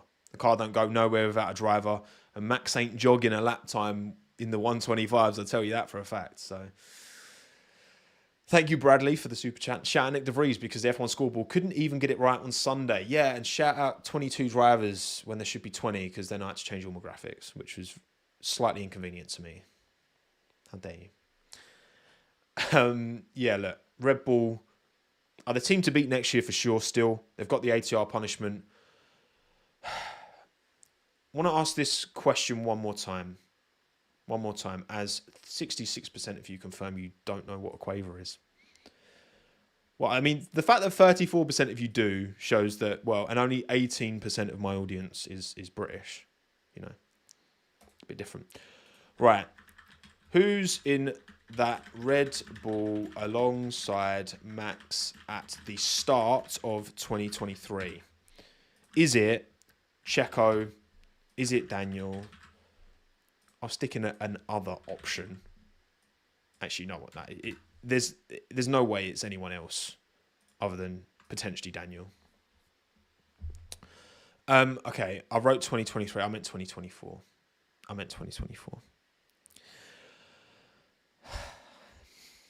It's been a long year. Answer the poll as if it says 2024, okay? Oh, dear. I haven't eaten today, actually. All this talk of meal deal, maybe that's why my blood pressure's dropped or something. My blood sugar's dropped, shall I say. because I've not eaten anything all day, and we've been talking about meal deals and quavers. So yeah, most of you think, and I would have wanted. I expected to see a bit more from Daniel. I'm not gonna lie. I know he's got his injury, and that makes it really difficult because I think without the injury, he would have had a much better shot at that 2023 seat. I think Checo's going to have it for the start of next year. And I think also part of that, maybe this Racing Bulls thing and getting brands on, you know, Peter Bayer, who's the CEO of AlphaTauri, now to be Racing Bulls. He's come out and said, you know, having Daniel in that team has really helped them bring sponsors in because the sponsors want to be affiliated with Daniel. And if they come into that team and then all of a sudden Daniel moves to the other team, they're like, well, hang on. We wanted Daniel. We wanted to use him for marketing activities for us, say Visa, Cash App, whatever. So I think that could end up, I think the combination of that and the fact that Daniel hasn't been able to quite show that he's... Look, maybe they can look at the data and still believe that he'll be quicker than Checo in that Red Bull. But the only point of switching Checo out is if you think you're going to get someone who's going to be more competitive relative to Max and close that gap to Max.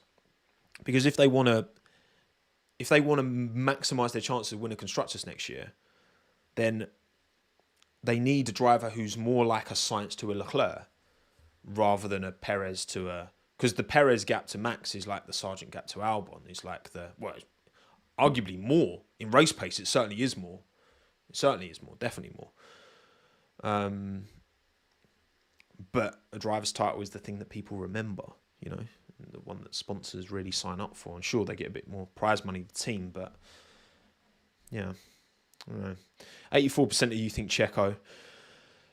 Yeah, I think if I had to put money on it today, I'm probably going Checo now, probably for the first time all year.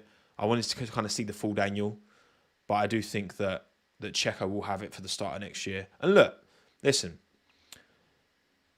I'm judging this based on what I'm seeing. Checo's not close enough to Max. Alex wasn't close enough. Pierre wasn't close enough. I think Daniel's got the best likelihood of being close enough because he's proven that he could. It was a long time ago, 2018, I know. But like he can go close to Max. But not too close to Max. Max was still better than Daniel in 2018. That's the important distinction. So, yeah, look, if you asked me in the summer break, I definitely thought like Ricciardo would do enough. But I think with the injury and just, you know, this race was like a opportunity. I think Daniel he messed up qualifying a bit, and relative to Yuki anyway, I expected a bit more from Daniel, to be honest, but we'll see. We'll see in time. Thank you, Ahmed, mate. Super chat, 20 quid. Very generous. Thank you, Ahmed. Appreciate that. Can we talk about Perez Norris incident and the silly penalty that decided Constructors P2? Cheers for the great shoulder content. Helped a lot with the boring season. Big up. Well, for me, it's definitely like, look, you can look at that and be like, oh, it's ahead at the apex and that's the new rules. Like, I'm not interested in talking about, oh, it should or shouldn't have been punished because of what the rules are. Like, when I look at that incident, did I deem that fair within what I believe racing should be? That's how I'm going to talk about things, okay? That's the only way I'm interested of talking about them things. And BW, you bring up a good point. Perez admitted that he was out of control in the interview, which was weird because he didn't lock up. But Perez was saying inherently you're out of control when you're going... Well, that's kind of what he was saying. I'm paraphrasing somewhat, right? But that's not him saying that, him saying he was out of control. Surely that's more reason to give... That your responsibility is to have control of your car. You control it through the braking zone, you control it through the apex, you control it out of the corner. Now, yes, you look at Lando's on board. What more is he meant to do? Because you've got Perez alongside you, you're on the outside. Well, Lando could just cut the corner, of course, but he's he wants to stay on the outside. He wants to race. He doesn't want to just cut the corner and drive off and have all palaver switching positions nonsense, all right? Like, he wants to race, and I don't know what more Norris could have done there. If you look at Norris's on board, I don't know what more he could have done. And Perez, yes, he's not. Is he obliged to hit the apex? No, he's not. He's not obliged to hit the apex. But he is obliged to give racing room. And I don't see how Norris could have done anything differently. But at the same time, a 5-second penalty. Watching that incident, I felt like it was definitely like it's on Perez. But do I really think it merited a 5-second penalty? Because, yeah, Ahmed, you're saying Perez was at fault, but it was a racing incident. And I'm kind of inclined to agree, I think. I think I'm inclined to agree. It's very much on the margin. It did feel like a penalty was harsh. Like, straight away, I was like, yeah, that's on Checo for me. But also, is it enough? Is it egregious enough to warrant a penalty? And a 5-second penalty, and it's just one of these 5-second penalties that they just pump out left, right, and centre. That's where it's a bit like, was it really, really necessary? I'm not sure. It's more on Perez, but I think I probably would have given it as a racing incident, all things considered. I guess it's like, the thing is, you do have to kind of measure the outcome, and they just touched wheels. There wasn't really any negative outcome for it, and it's all well and good, like, thinking, outcome shouldn't matter, but outcome, it just does matter. The outcome does matter. It just does. When you're making these decisions, I definitely used to prescribe more to the theory that outcome's not so much of shouldn't really be considered, but actually it kind of should, really. If you push someone onto gravel versus pushing someone onto runoff, well, you're consciously pushing them onto gravel is very different to you consciously pushing them onto runoff, because you know their outcome's going to be different. You know? But yeah, either way. Yeah, that's probably where I sit on it as well, to be honest. I think I agree with you, Ahmed, there. Thank you, Pitlane Pulse, as well, for the super chat. Says more when the drivers think about the rules of engagement. Stewards are to blame for handling past situations. No control equals penalties, in my opinion. Yeah, perhaps. I mean, again, Checo saying he was out of control was very, really? Because he didn't seem out of control to me.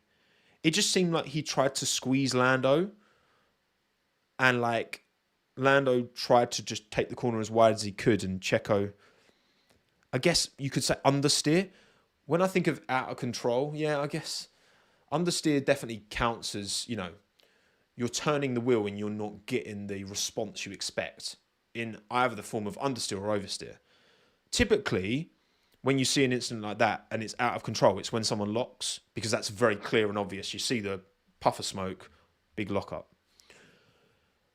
So him understeering, I would agree, I guess. So he technically kind of was out of control, and he acknowledged it as well. But it's one of them that's it's on the line, and ultimately I think that's the kind of call that, I think it's racing drivers, ex-racing drivers as stewards who need to be looking at that and making those kind of calls, because I've got a limited. I'm looking from an outside point of view as a fan. I've never driven an F1 car, like none of us have. So I think someone who's actually educated and driven like a modern day F1 car should be in the steward's room and be lent on for something like that. But yeah, so if he was out of control, then it probably, it's tough. It's a tough one.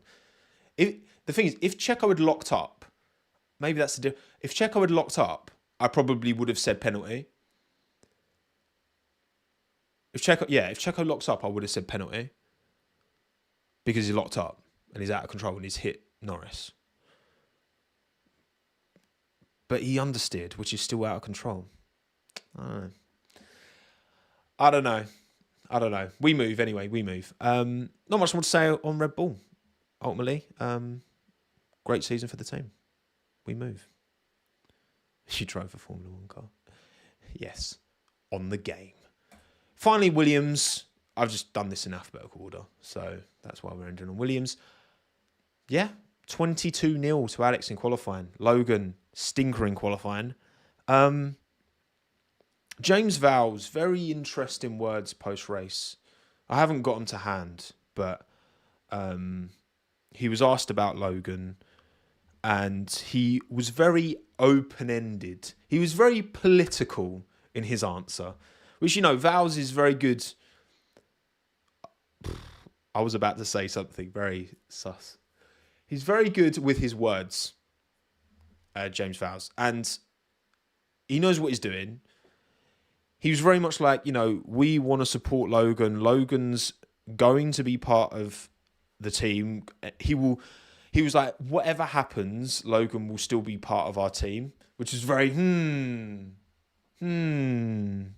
Like, James could have just been like, at the end of this race, he'd be like, Logan will be our driver for 2024. He could have done that, and he chose... Yeah, that's what I was going to say, David. That's exactly what I was going to say. He could have done that, and he chose not to. So, the question is, he must be considering other options, for sure, 100%. I think he's probably going to go through all the data. If Logan's got the potential to be good, then he would be silly to throw that potential away for the sake of building up another rookie. If he doesn't believe that Logan's that guy, because... George Russell showed, right? George Russell's value to Williams was crazy because he was the only one performing when he was there and getting anywhere near points consistently. Then he also helped along Alex's case to get that Williams seat with Joscapito by putting in a good word for him. And now Alex is killing it there. The value to Williams, this season, would they have gained anything more in the constructors by having Logan? No. They wouldn't have gained anything more by having Logan be as good as Alex. But they could have lost P8. And in next season, you don't want to be having the conversation where Williams maybe finish, if they had two Alexes, they're finishing maybe 6th, but because they've got an Alex and a Logan, they end up finishing 8th. Or something, that's tens of millions that's potentially cost them. So, look, I think Logan was the F2 driver I was supporting first and foremost last year, and I'm glad for him he got the opportunity.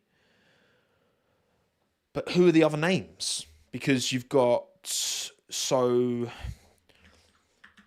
let me just do this. My keyboard's out of battery, so I'm going to have to use my actual laptop keyboard. Who will race alongside Alex next year? Who would you choose? Would you choose to race it alongside Alex next year? So, obviously, Freddie Vesti, Mercedes young driver, similar position to where George was, and obviously George was a very... They always knew they were going to lose George, did Williams, hence why they were looking at Magnussen, weren't they? They were talking about replacing George with Magnussen. So Magnussen Latifi at Williams. And then Magnussen was like, this can't be a serious team if they're going to replace George with me. No. So Vesti, if Vesti could get close to Alex, that could end up paying dividends, even if it means that they lose him after a couple of years. But then obviously Mercedes also have they have a lot of kind of talent coming through, like Kimi Antonelli, for example. If he delivers on his promise, then maybe Vesti won't be needed, and then could stay at Williams, perhaps. So there's Vesti, there's Drogovic. Obviously did a great job in FP1, quicker than Lance. Away into Aston Martin is not looking amazing for him. And he could go to Williams and do a job there. They could kind of send him to Williams, Aston Martin. The thing is, if Fernando just wants to stay, then I don't see how Felipe gets a seat. and then maybe Drogovic becomes kind of Williams Academy. Mick's already been taken off of the table as an option by James Vowles. We've already heard him mention that. So there's Drogovic, and obviously F2 champion last year as well. Pretty dominant F2 champion at that as well. So Vesti, Drogovic, Lawson. And then the final young driver, you have to say Pourchaire, right? Because Pourchaire just won F2. He is Sauber Academy, but a year of Pourchaire at Williams, where he could potentially do well for Williams. You know, I don't know how watertight that Sauber contract is for Pourchaire. But I think Pourchaire, Albon at Williams, with Vowles at the helm, and if Pourchaire can, maybe there isn't some kind of exit clause on his Sauber contract, who knows?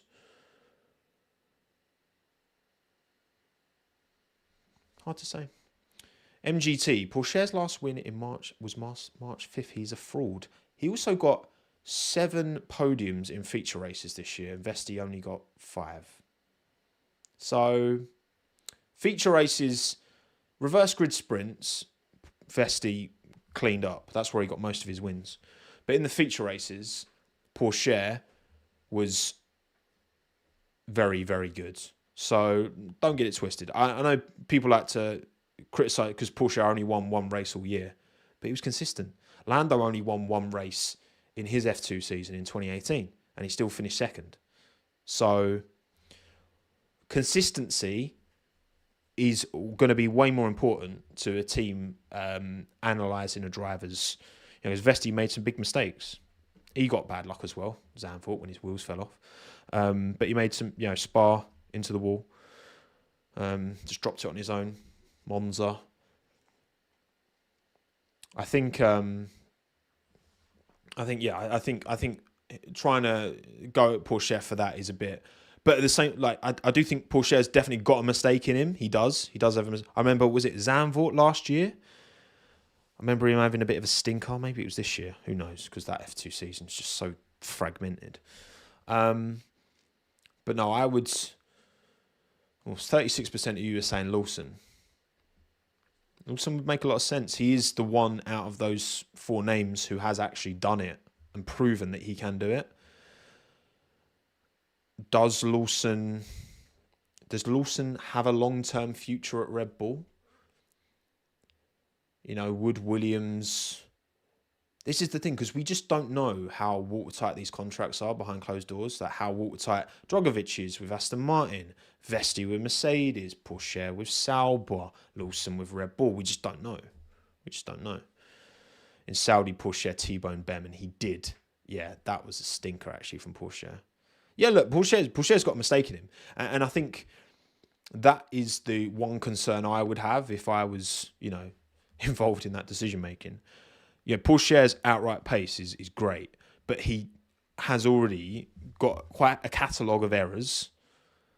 Although, ironically, it was the consistency that got him the title this year, and he wasn't winning races left, right, and centre at all. But yeah, I think out of those 4 names, I think the contract situation would definitely play a role. Ultimately, obviously, Vesti, Drogovic, they're both Mercedes Aston Martin, which are Mercedes-powered teams, just like Williams. Pourchaire, so obviously that's Sauber, Ferrari-powered. Again, how much of that has an effect? Williams has been kind of used as a Mercedes junior team, I guess, for George, but I mean that was just quite isolated. Out of those 4, I would pick Lawson because I think that a team like Williams needs some... I mean, you can't guarantee anything, but they need some kind of confidence, and he's the one who's been here and done it. So he's the one I'd be most confident about. But also potentially keeping his services long-term.